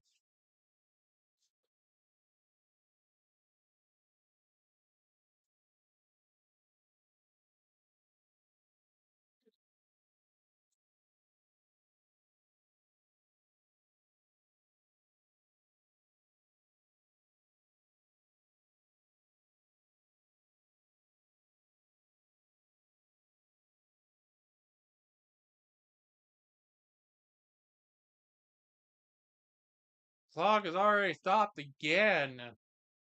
Jeez. Can't even let the clock go down properly.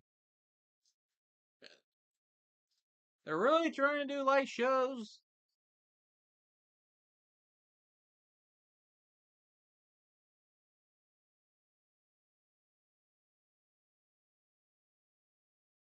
But at least they're actually letting play go on.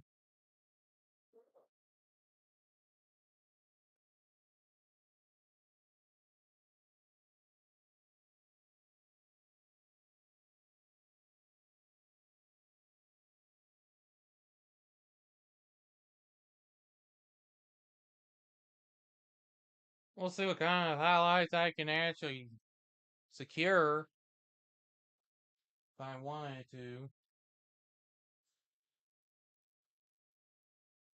And now go back to a face-off after a saved shot.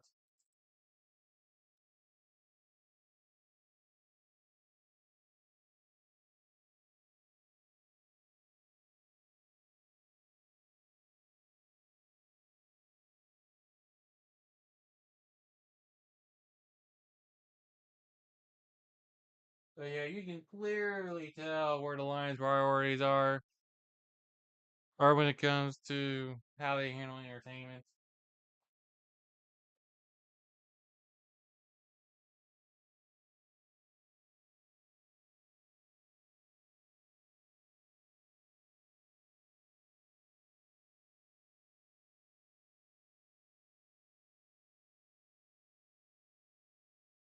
But they're still trying to go back and forth, so trying to get something sorted out here. Something. I say something. There's, this is the final minute.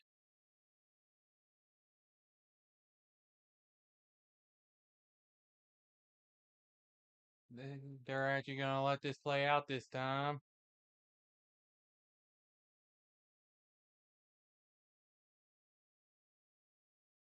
Lions is letting clock run a little.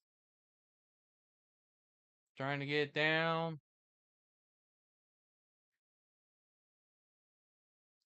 It's coming back the opposite way. Royals trying to get the lead back up to 2, and clock goes out of play.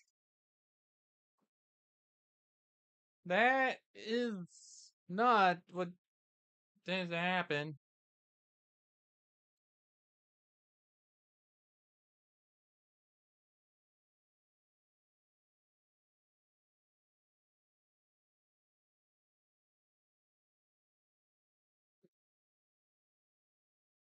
You can tell they wear out in pride.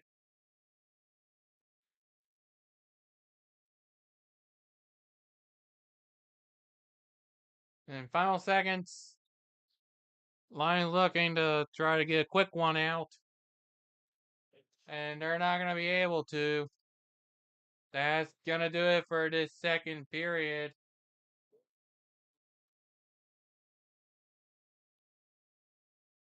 Now let's make sure I actually pay attention this time.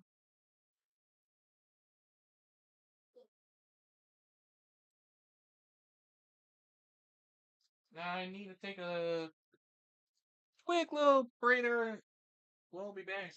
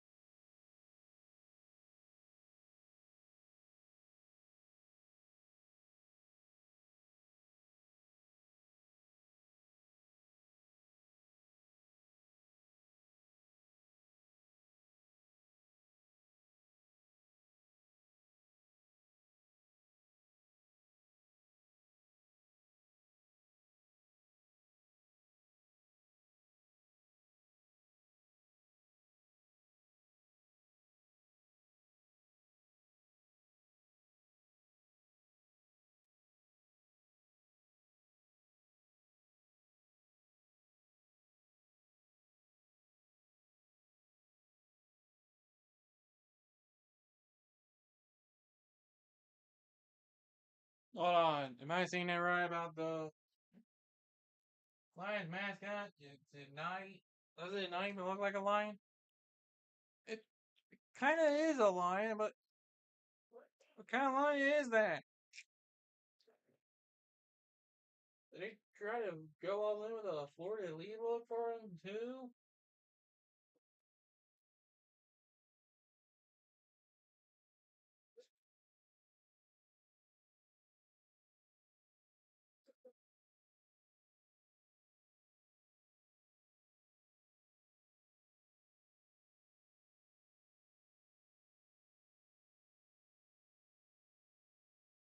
Sorry, I just need to take my energy pill.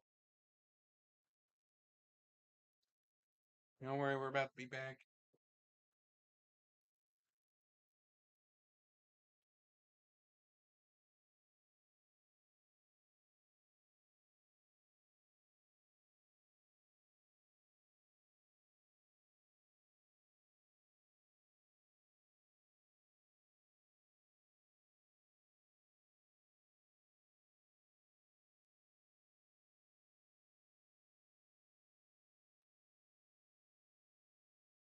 Want to know the good thing about hockey games starting at 7 o'clock? You don't have to worry about being up so late, that is practically midnight.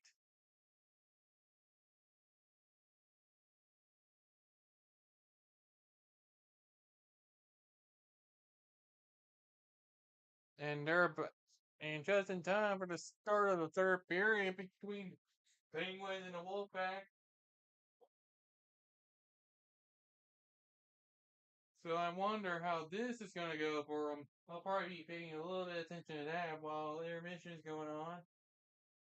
It's definitely been an experience.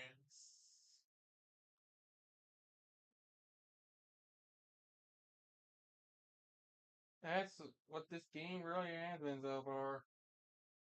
An experience. And if things go to plan this weekend, I might have a new fan setup. That's if that can still perchance be delayed. Again, I'm not in a hurry to get it up.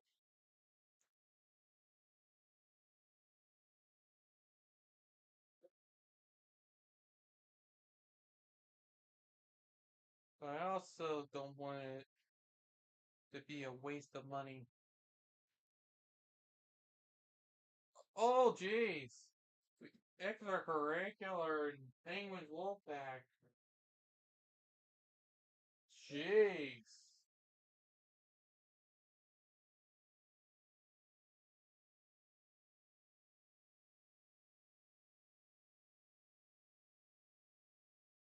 You can tell there's frustration going on.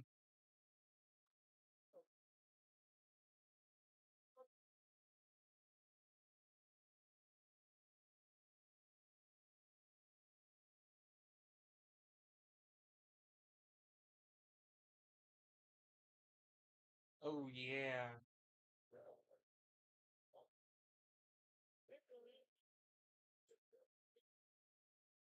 Oh, yeah. That will do things.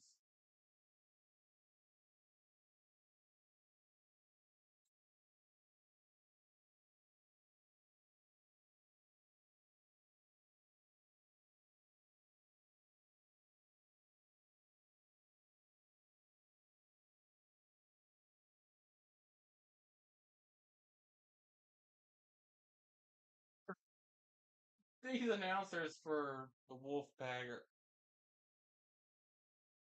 are really delivering the criticism.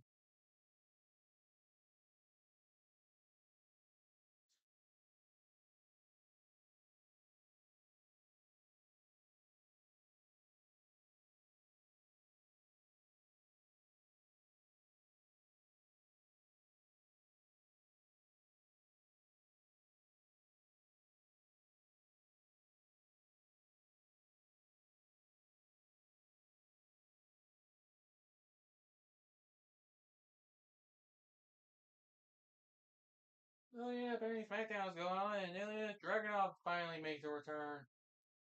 After how long now?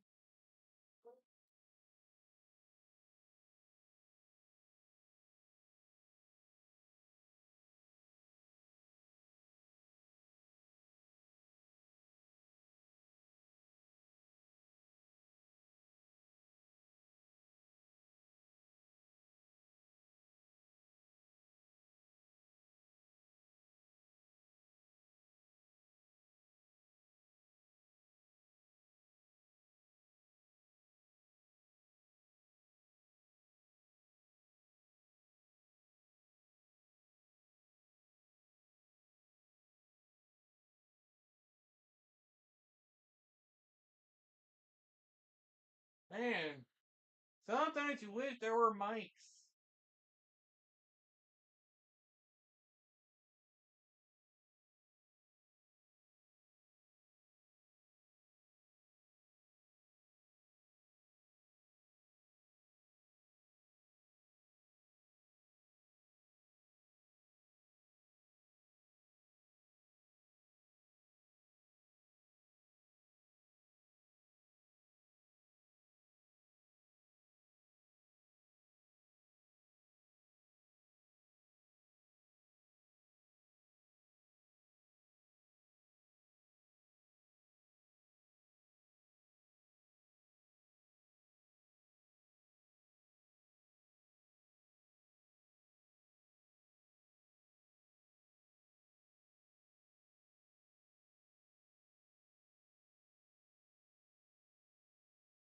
And of course, the Lions are showcasing their DJ.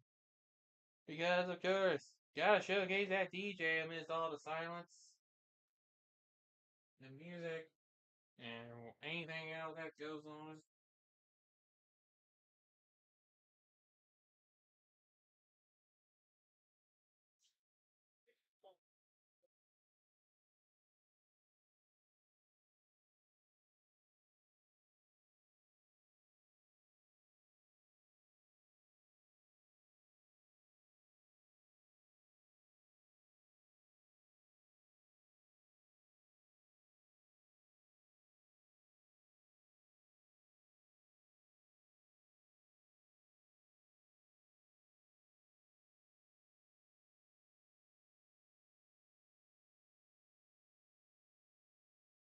Oh, I actually get to see Wolfpack mascot. It's pretty cool. That's definitely points.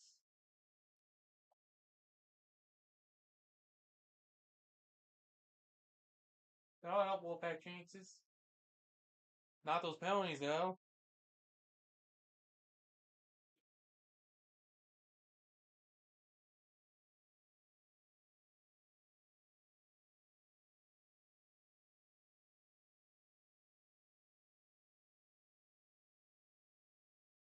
And every game that goes into regulation ends up lasting about 2.5 hours.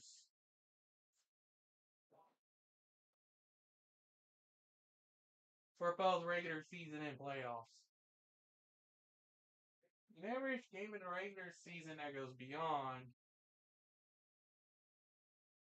usually determines if it goes into one overtime period or if that one overtime period gets followed by a shootout.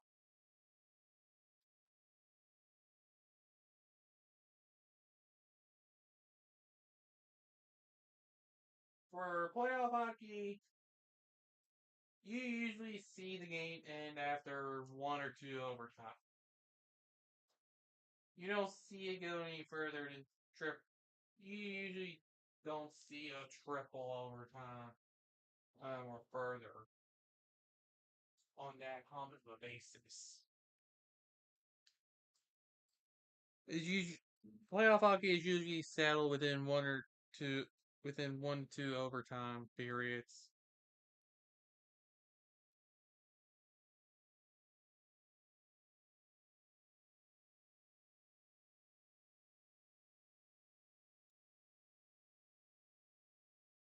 When it goes that far. So don't be expecting to see a six overtime game anytime soon. If you're that crazy over how long a game can take.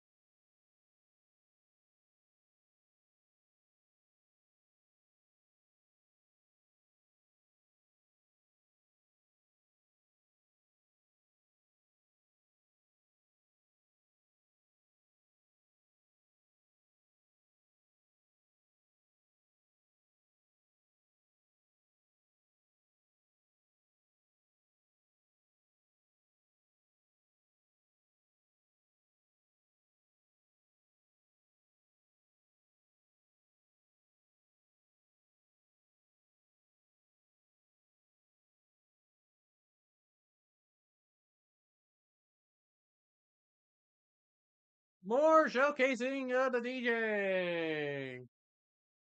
Yeah, yeah. So wish I had like some sort of like audio thing I can just activate at random for like a.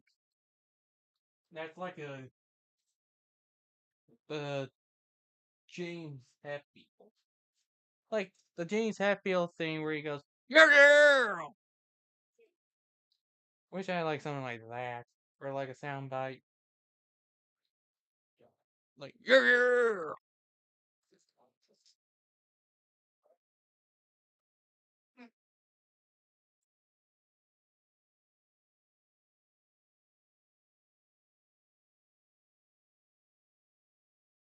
If you know what I mean.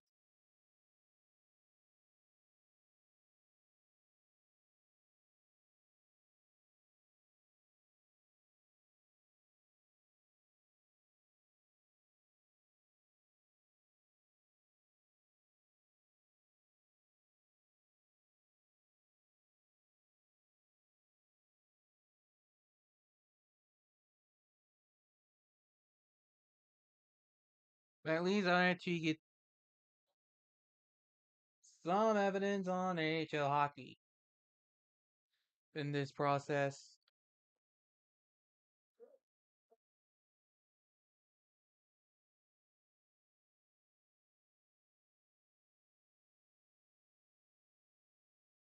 Yeah, chippiness and chippiness and chippiness. I think I've seen enough from. I think I may have seen. They're about to go into the third period over here. So I think I've probably seen about enough of the Penguins and Wolfpack to where I can just solely focus on the last period of this game.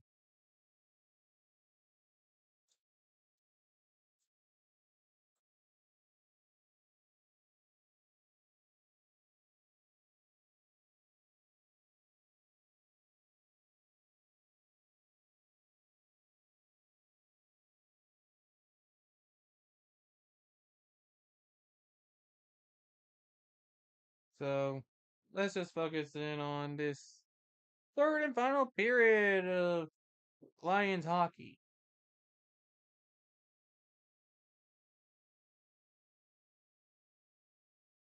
And of course, they're playing We Will Rock You. Yeah, this game hasn't exactly been rocking.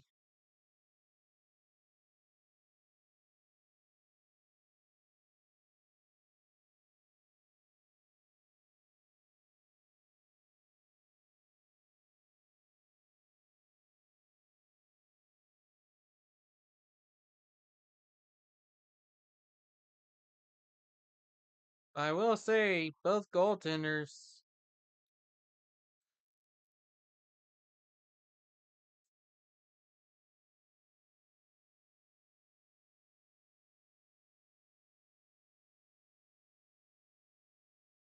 Is there a way for me to determine shootout? No, I'll just call the shootout as I see it.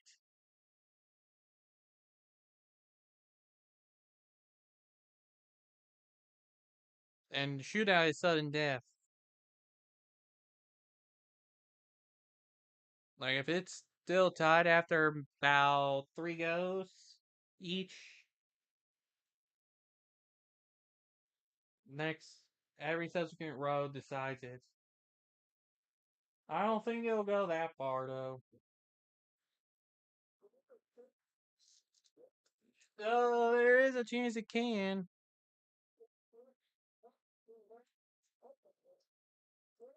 Never can tell. Division rivalries just hit different. But look at all the corporate sponsors out there on the ice rink. Is that all that really necessary?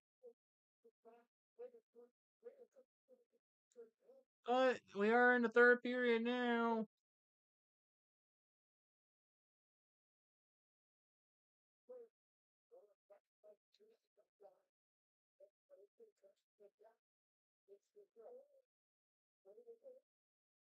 But not if I'm not mistaken, the stream's been doing pretty solid in terms of delay.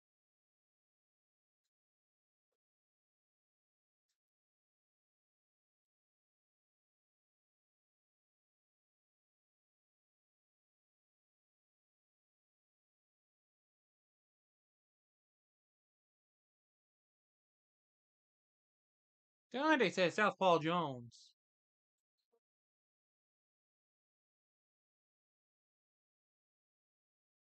For some reason.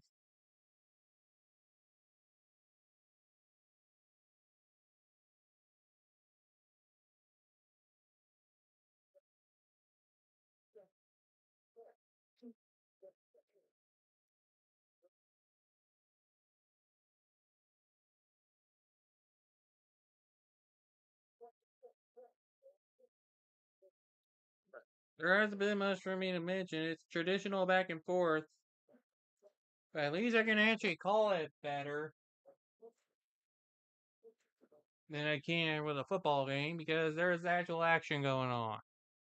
Instead of stop and go, stop and go, stop and go, stop and go, stop and go, stop and go.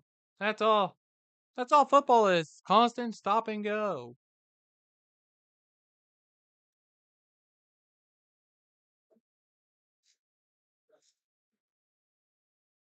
But here, the action goes till whistle blown.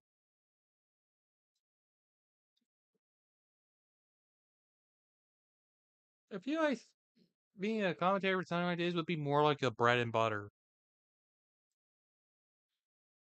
Though nobody can really call sports. There's so many sports at once that then Kenny Albert, dude, like does so many things at once. It's not even funny. It's just downright impressive.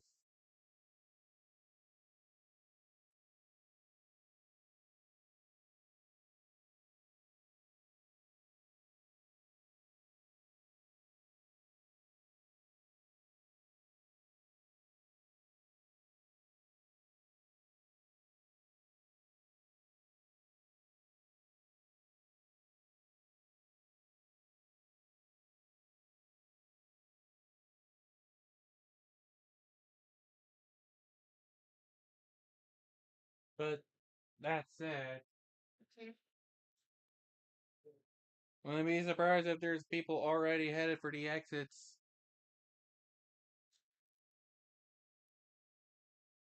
despite being down by one.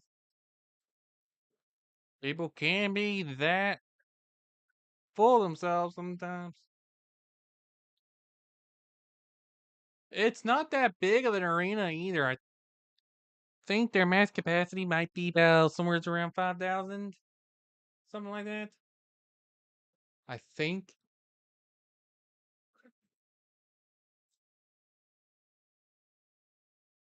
At least in terms of what I saw.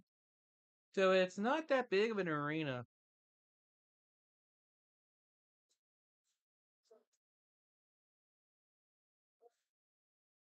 It might be able to hold more than I'm thinking, but or less than I'm thinking. But it's not that big of an arena in terms of seating capacity for hockey.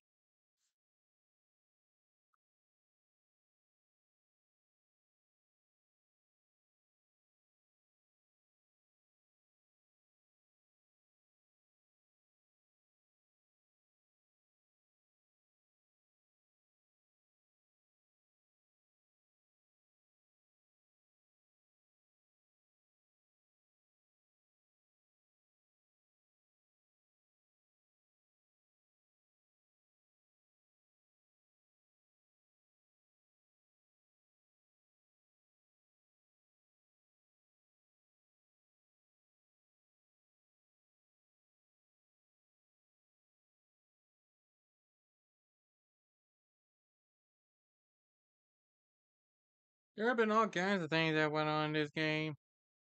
Definitely a fitting way to kick off this season of hockey for the ECHL. All kinds of shenanigans. We had all kinds of shenanigans in the NHL. Why not have that translate to their minor leagues? Why not?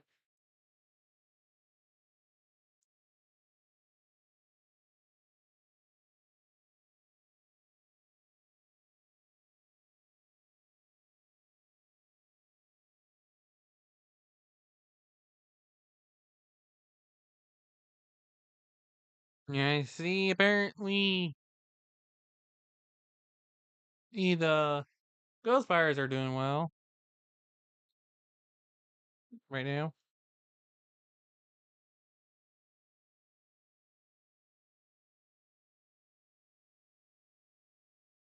Oh, I mean, to hit that there.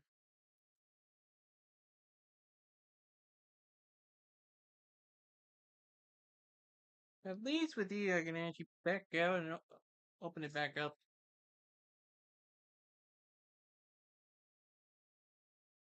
Flow has been rather wonky with how they handle things lately. Like, this is now a minute behind.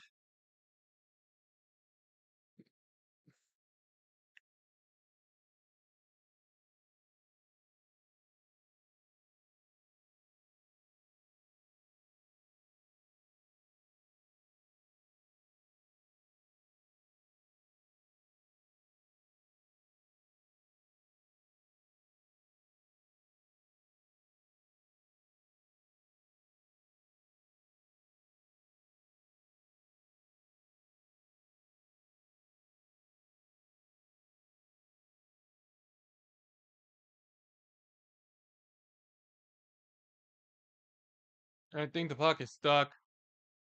Oh, never mind. It's not stuck. Just awkwardness. And boredom.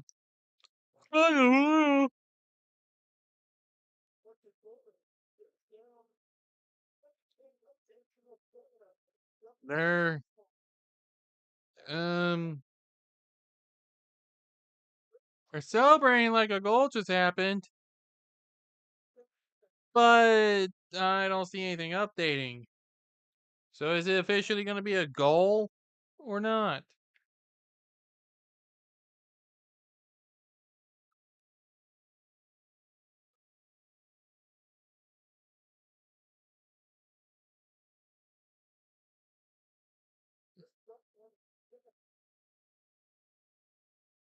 Oh, that is.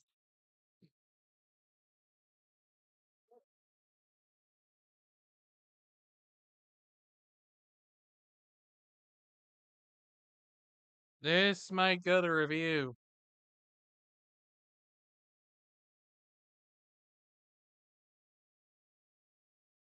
I'm not going to flash the graphic until I see what the review is.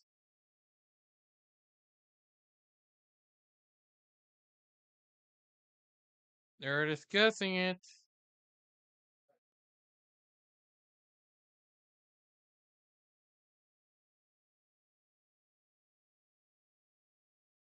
Score count hasn't updated yet. We're still waiting on the call.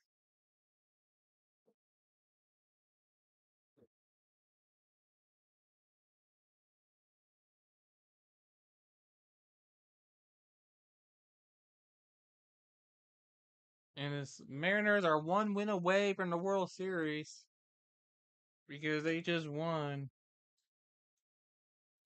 Is that, is that somebody dressed as the live action Grinch wearing a ref jersey? Oh, wow. There's a guy there in the stands dressed up as the live action Grinch wearing a ref jersey. The things people do.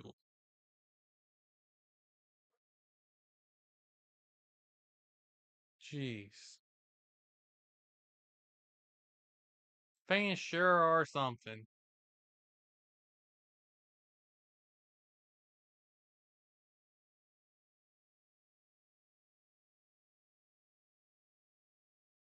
They're taking quite a while with it.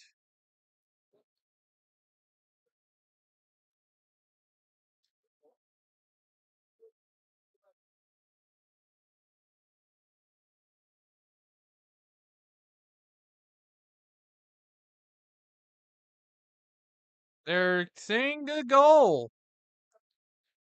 After review, it is a good goal for the Lions. They do tie it up.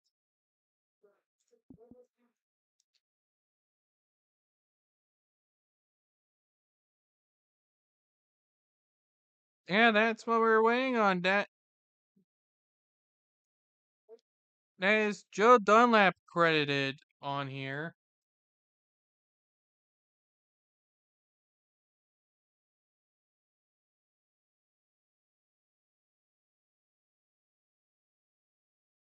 And, well, let's see how Barrett's able to respond, or the Royals in general. As the Lions are going back across the opposite field, this one, no dispute. And it's another goal for the Lions in such a short time span. They just took their first lead of the game just like that.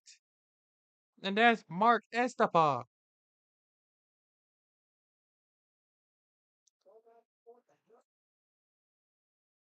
No debating it this time.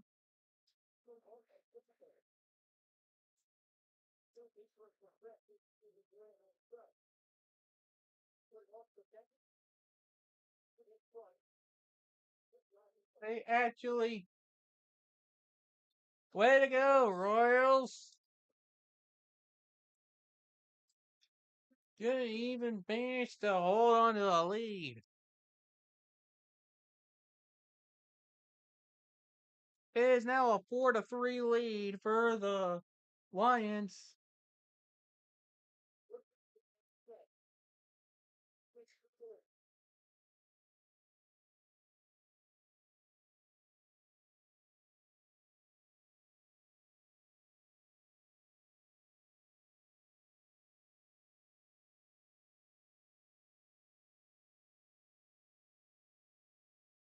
But yeah, scores and stats thing. I don't want to have to use the app or it. Whatever.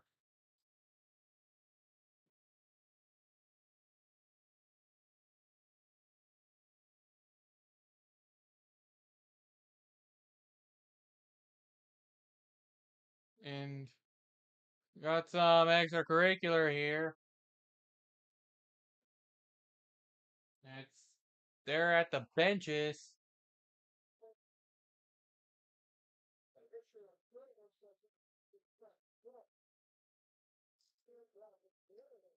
And Patrick Moynihan is gonna end up going to the penalty box for roughing.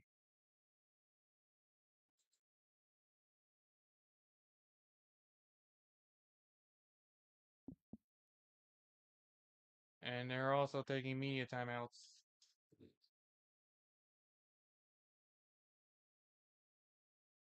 And I'm having some things with my toenails here. Wonderful.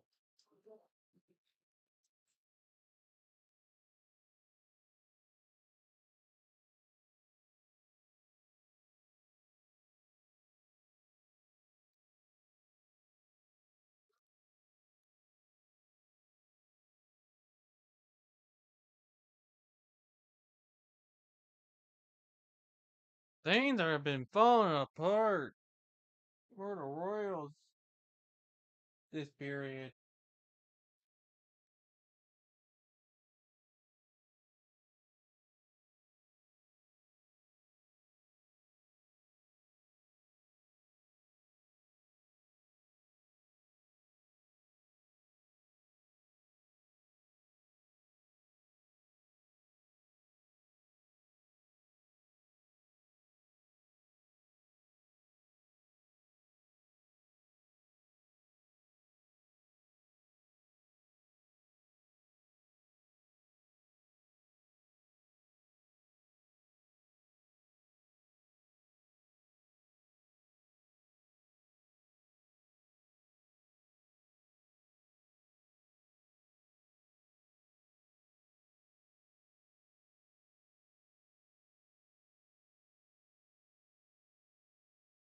So right now, Lions are on a power play.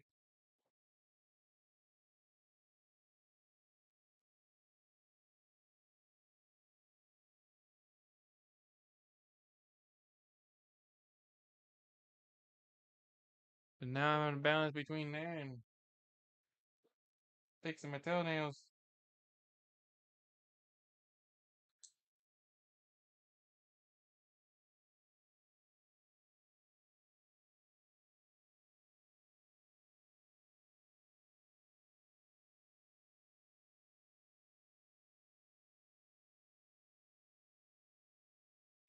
Should see Royals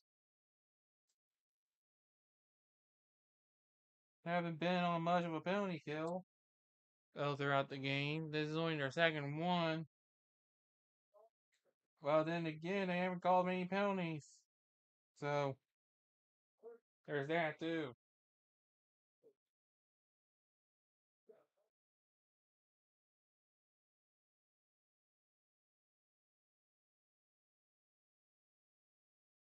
Were they saying hooking? I saw 2 minutes for roughing. Maybe, either way, it's a 2-minute penalty.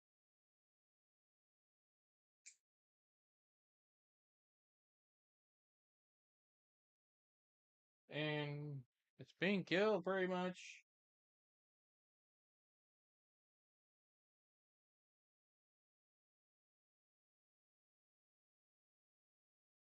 All the way back down for the clear.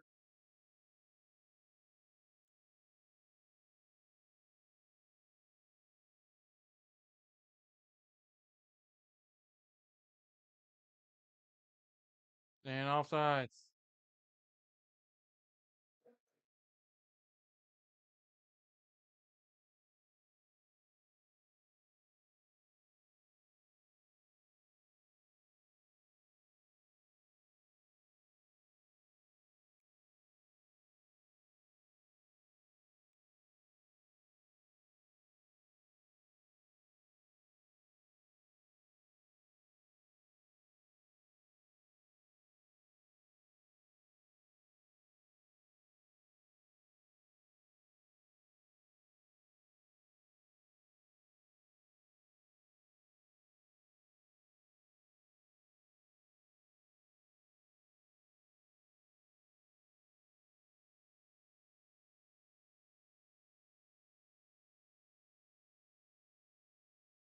Okay, we got some issues here again.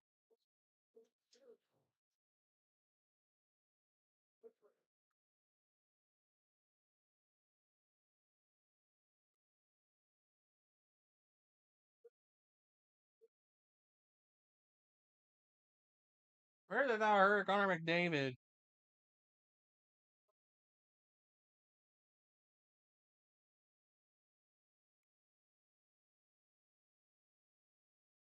And that is gonna just do it for the power play. Because the Royals are gonna be back up to full strength. Looking to potentially tie things back up.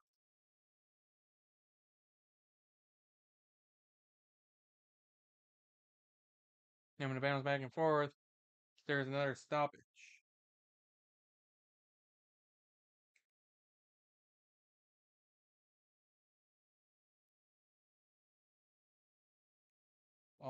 More offsides. Forgot they'll call that too. Except offsides don't get you in the penalty box.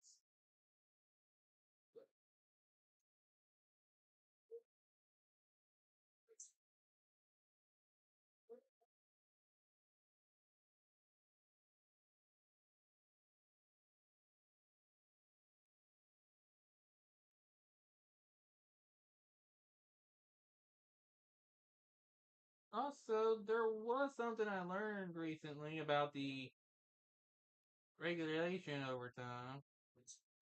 If you pull your goalie for an extra man,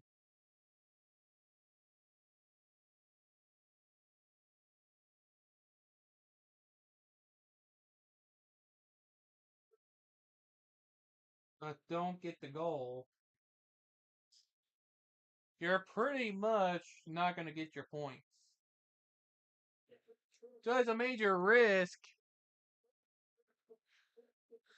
as the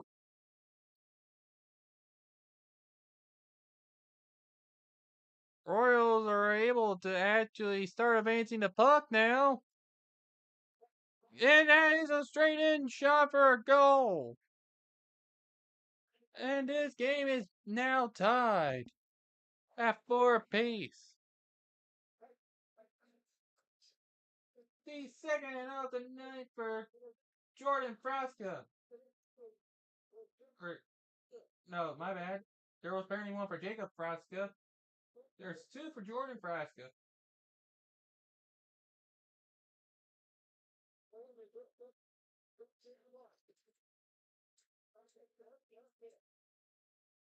Can't argue with the results. The similar last names. That's four. It's a tied game for everyone. I didn't mean to flash that again. Or maybe I actually did because it's another goal for the Royals. They just took the lead right back in rapid succession of their own. And that's Ivan Mongo who scored it. This game is nuts. This game, this game's nuts. It's nuts. Waiting for somebody to tell these nuts joke because it is nuts. It's probably telling people to score on those nuts.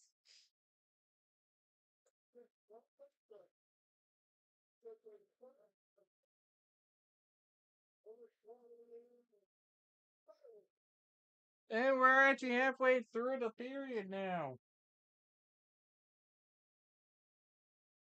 So if I'm the Lions, I'm wondering what went wrong there.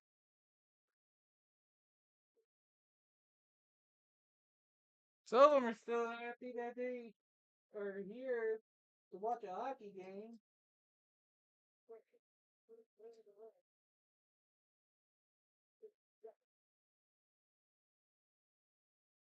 But at this rate, it might actually be the Royals who ruined the parade.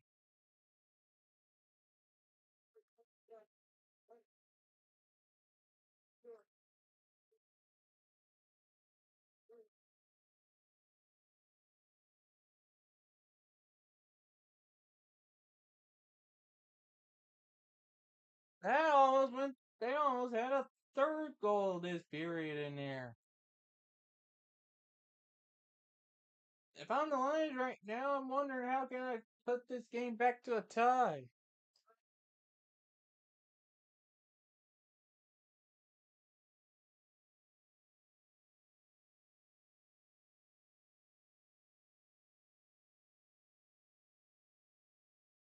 Because there's absolutely no way they're flopping like this. What is goaltending? Am I right?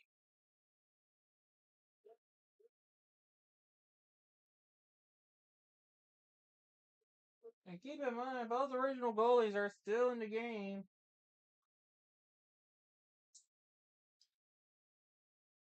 And they are on media timeout.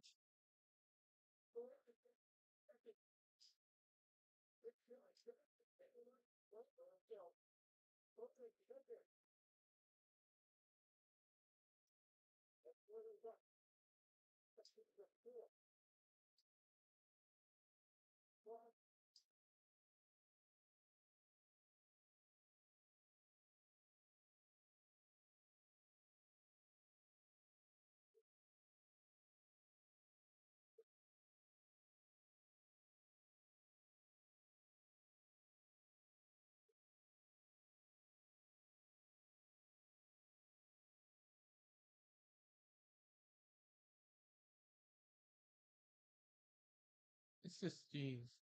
Uh, of course, they got the manipulated thing.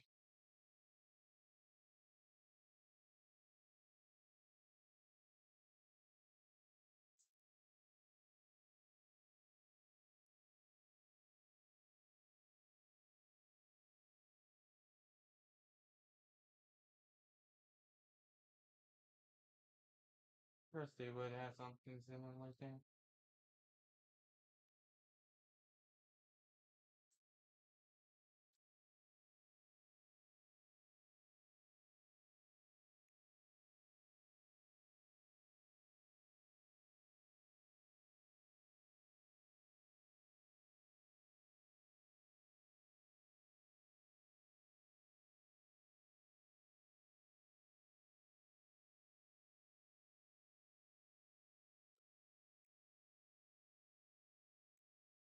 kind of hard to imagine the feelings this early on.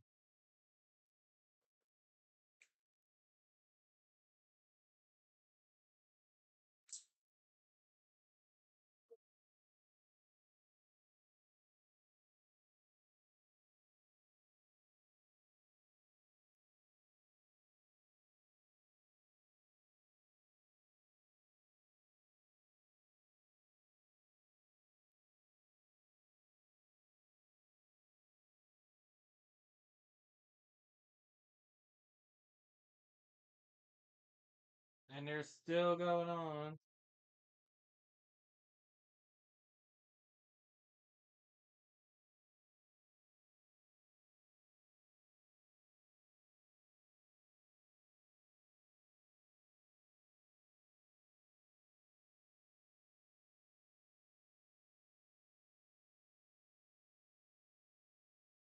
I bet you those back-to-back goals happening like that may have hurt some egos.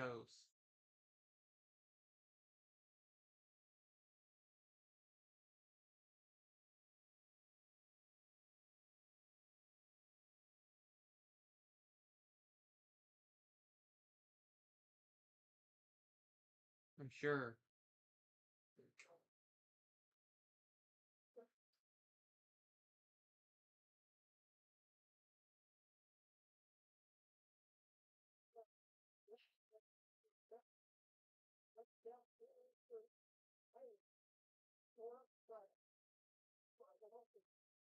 Hatfield's out there doing some work because they're calling on his name a lot.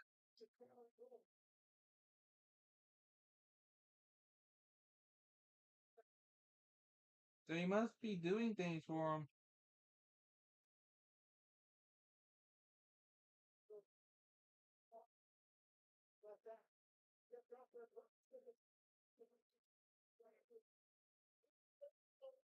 Oh, there's yourself a save in case you guys were missing in any commentary about saves.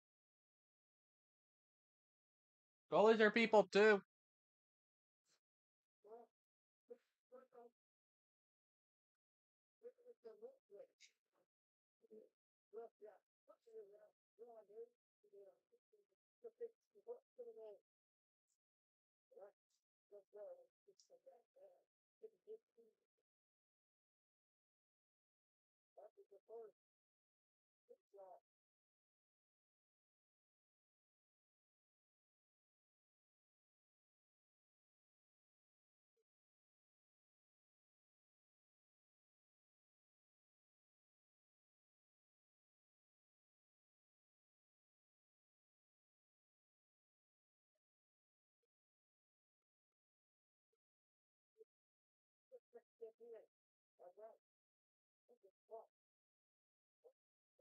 Look at the movements. Look at them now. Time winding and winding and winding. I wonder if desperation is starting to set in for the Lions.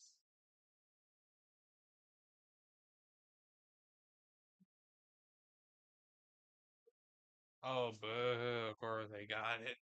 Great.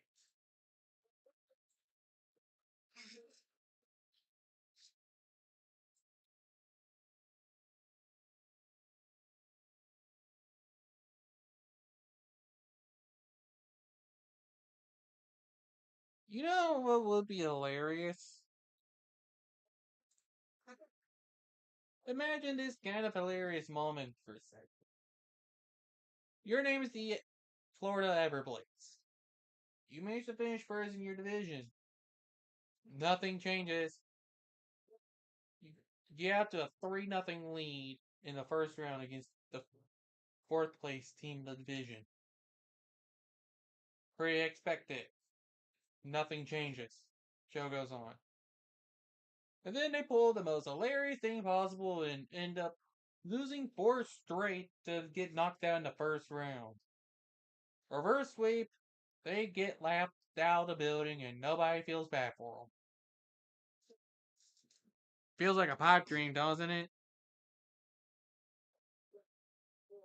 but we are down to 4 minutes left in the game, or in regulation at least.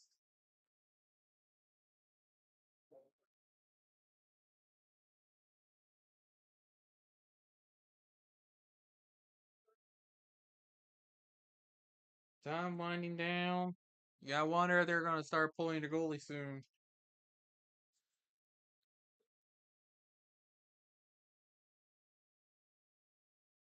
That John Parker Jones jersey,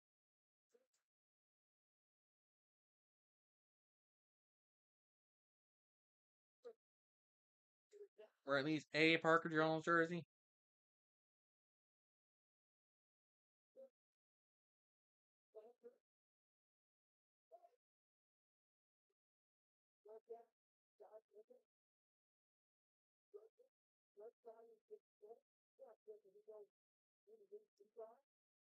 I know they used to have someone when that was a Parker Jones on the team there in the Three-Rivers.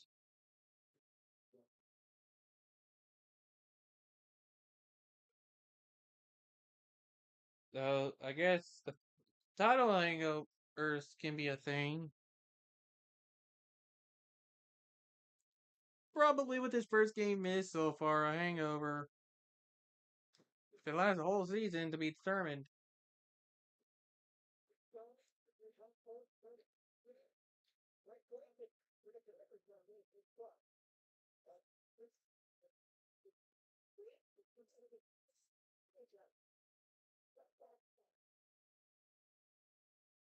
I guess it's picking up audio. I guess. I hope it's not. I hope so. I hope it's not. It's hard to tell. At the very least. Closing in towards the end.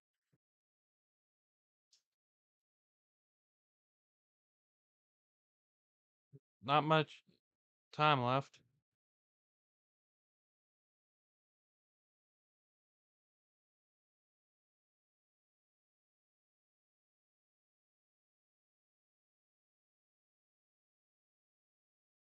What did Larry Fitzgerald join to do? Exactly. I'll take a look as this game comes to an end. Of course, it's a hockey stream. We still end up talking about the NFL.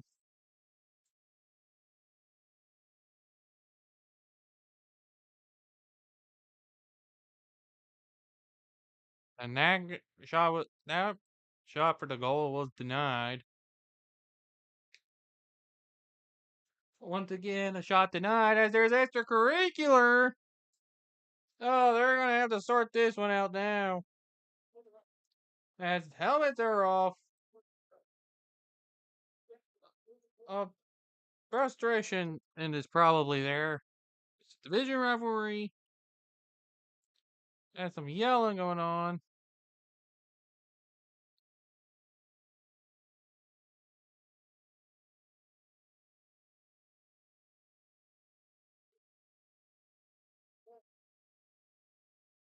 And the Reds are going to get together to sort this one out.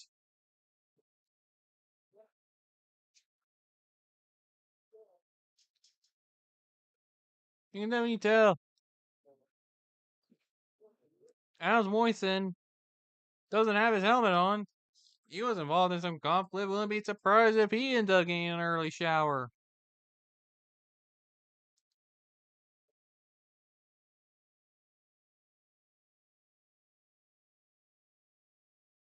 It's definitely been one of those types of games.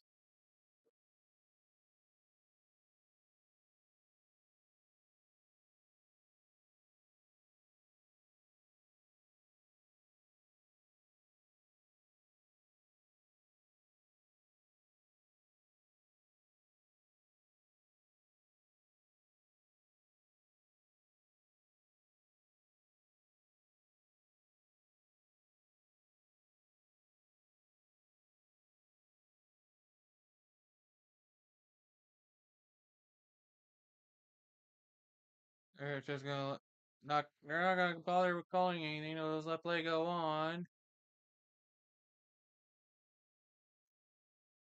So we'll call that one icing.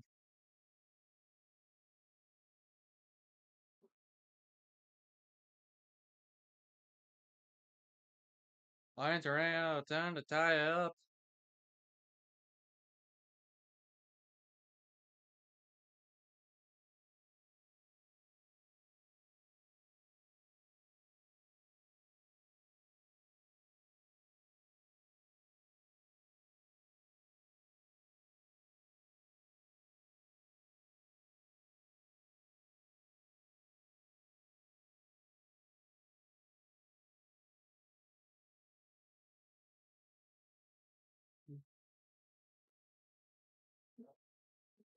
Trying to keep an eye on what I need to mention about what's going on. But for now, it's just Lions and. Okay, it's face off.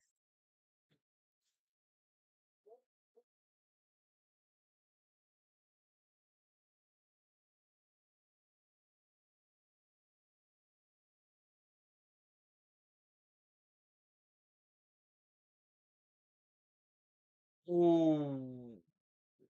Yeah, of course they show Crash the game beat that.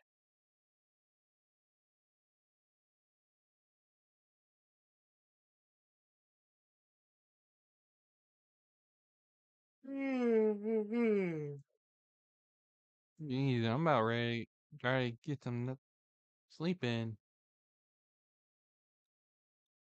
If you know what I mean.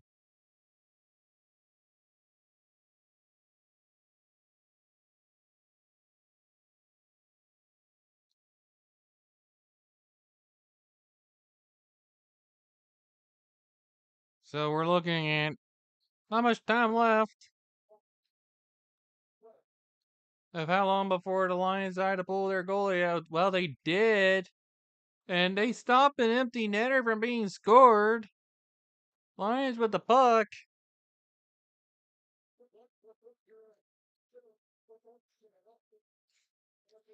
That was right on time, too.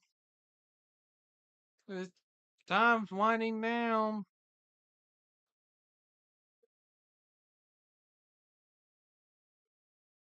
Oh, Lions trying to give themselves a fighting chance for overtime.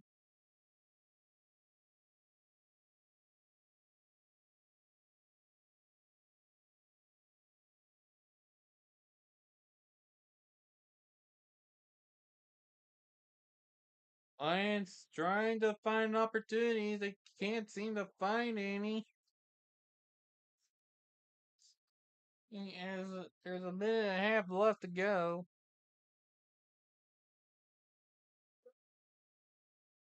Some clutches being made and blocking. Still running out of time. They're trying to inflict as much pressure as possible. There's they still didn't get it in. And we're in the final minute of the third period.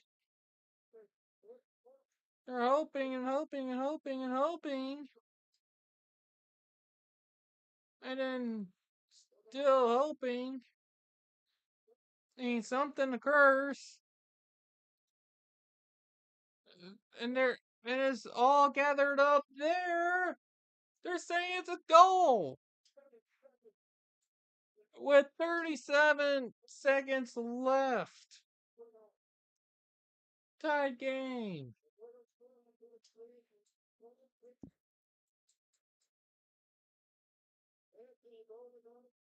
Anthony Beauregard.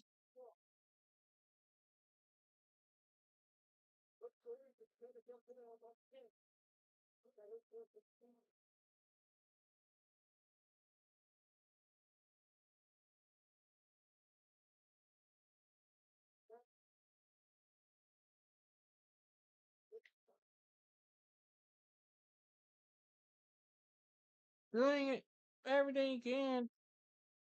There were so many people scrambled up there to try to make sure he went in.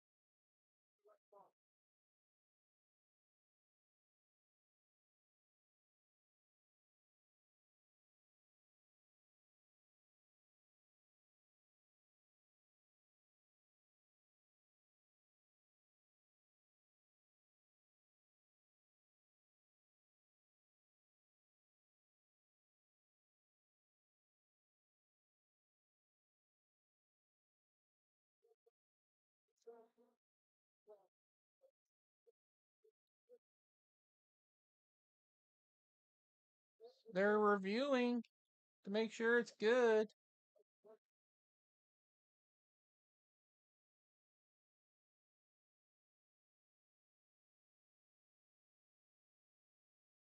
They want to make sure it's a good goal.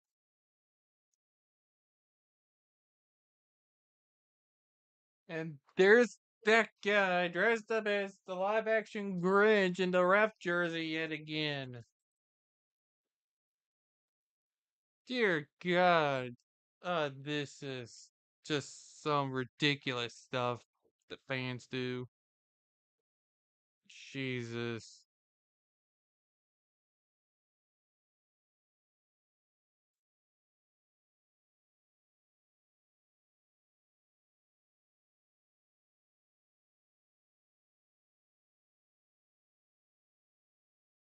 This is a crucial decision that can decide the fate of the game.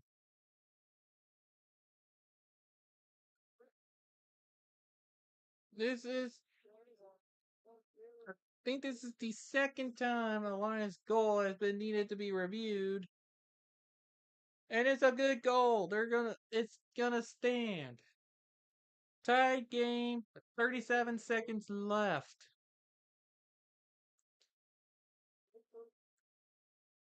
We're more than likely going in style.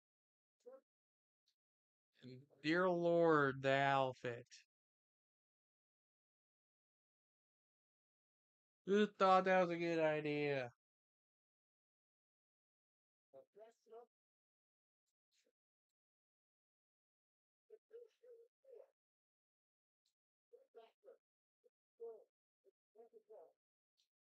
And we're back to 5-on-5 hockey. I didn't get the chance to do the 6-on-5 thing, but who cares at this point?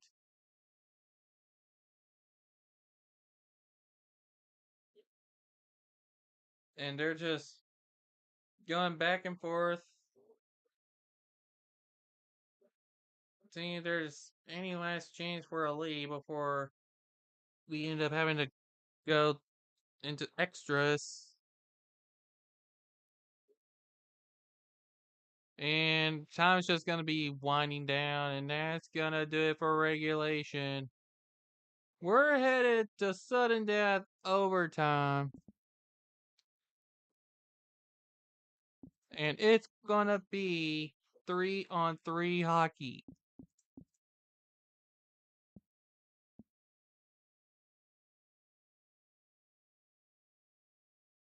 3-on-3. It's regular season, which means it's 3-on-3.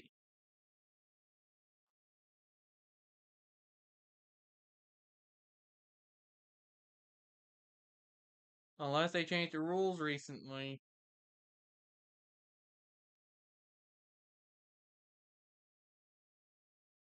I know that Four Nations Face Off was experimenting with a new overtime format. But I don't know if they are applying, if the minor leagues are applying it or not.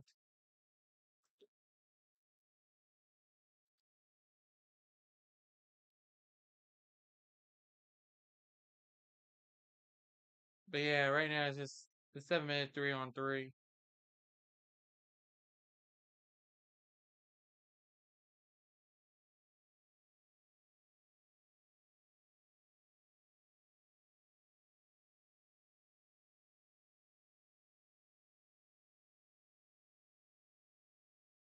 And so, here we go.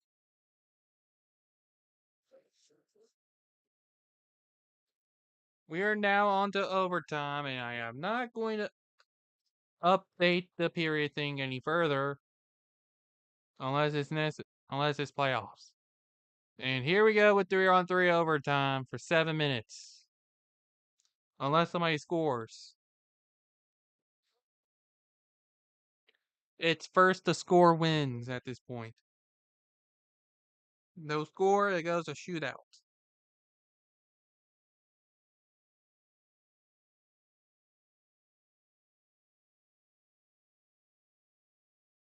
This has been one of the craziest ways to open up a season.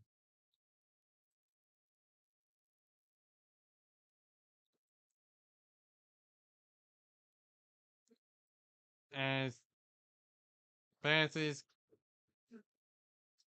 the pass and pass and pass.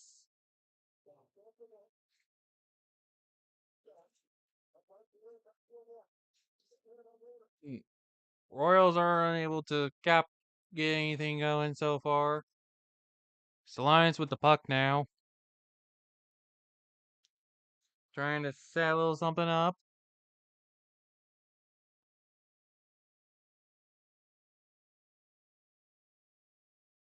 They're gonna try to Now they're gonna try to go for the advance. I think somebody tripped. That might be the opening they needed. And it is gonna be it. It's a game winner in overtime for the Lions.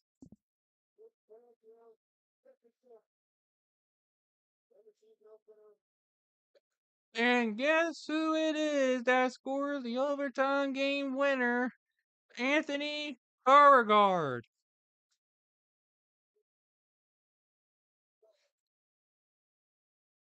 His second goal of the in a row, and the Lions in a high scoring game managed to hold on 6-5 at home.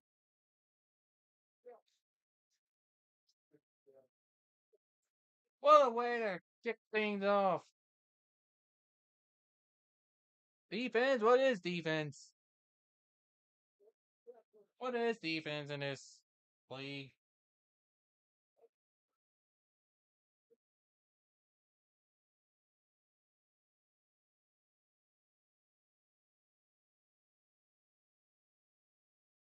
So I ain't gonna bother watching this anymore. So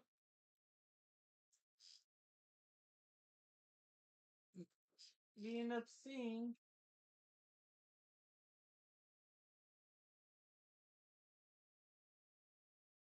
just the craziness that this can bring.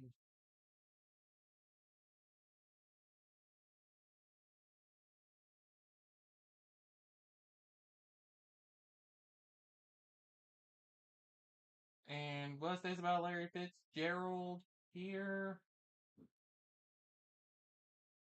Potentially making the Hall of Fame. Oh, okay, that makes sense. False alarm, people. False alarm. But thank you all so much for tuning in. And we're gonna be back here tomorrow for Gargoyles versus Iceman. And until then, or until next time, make sure you all travel safely and have a good night to all.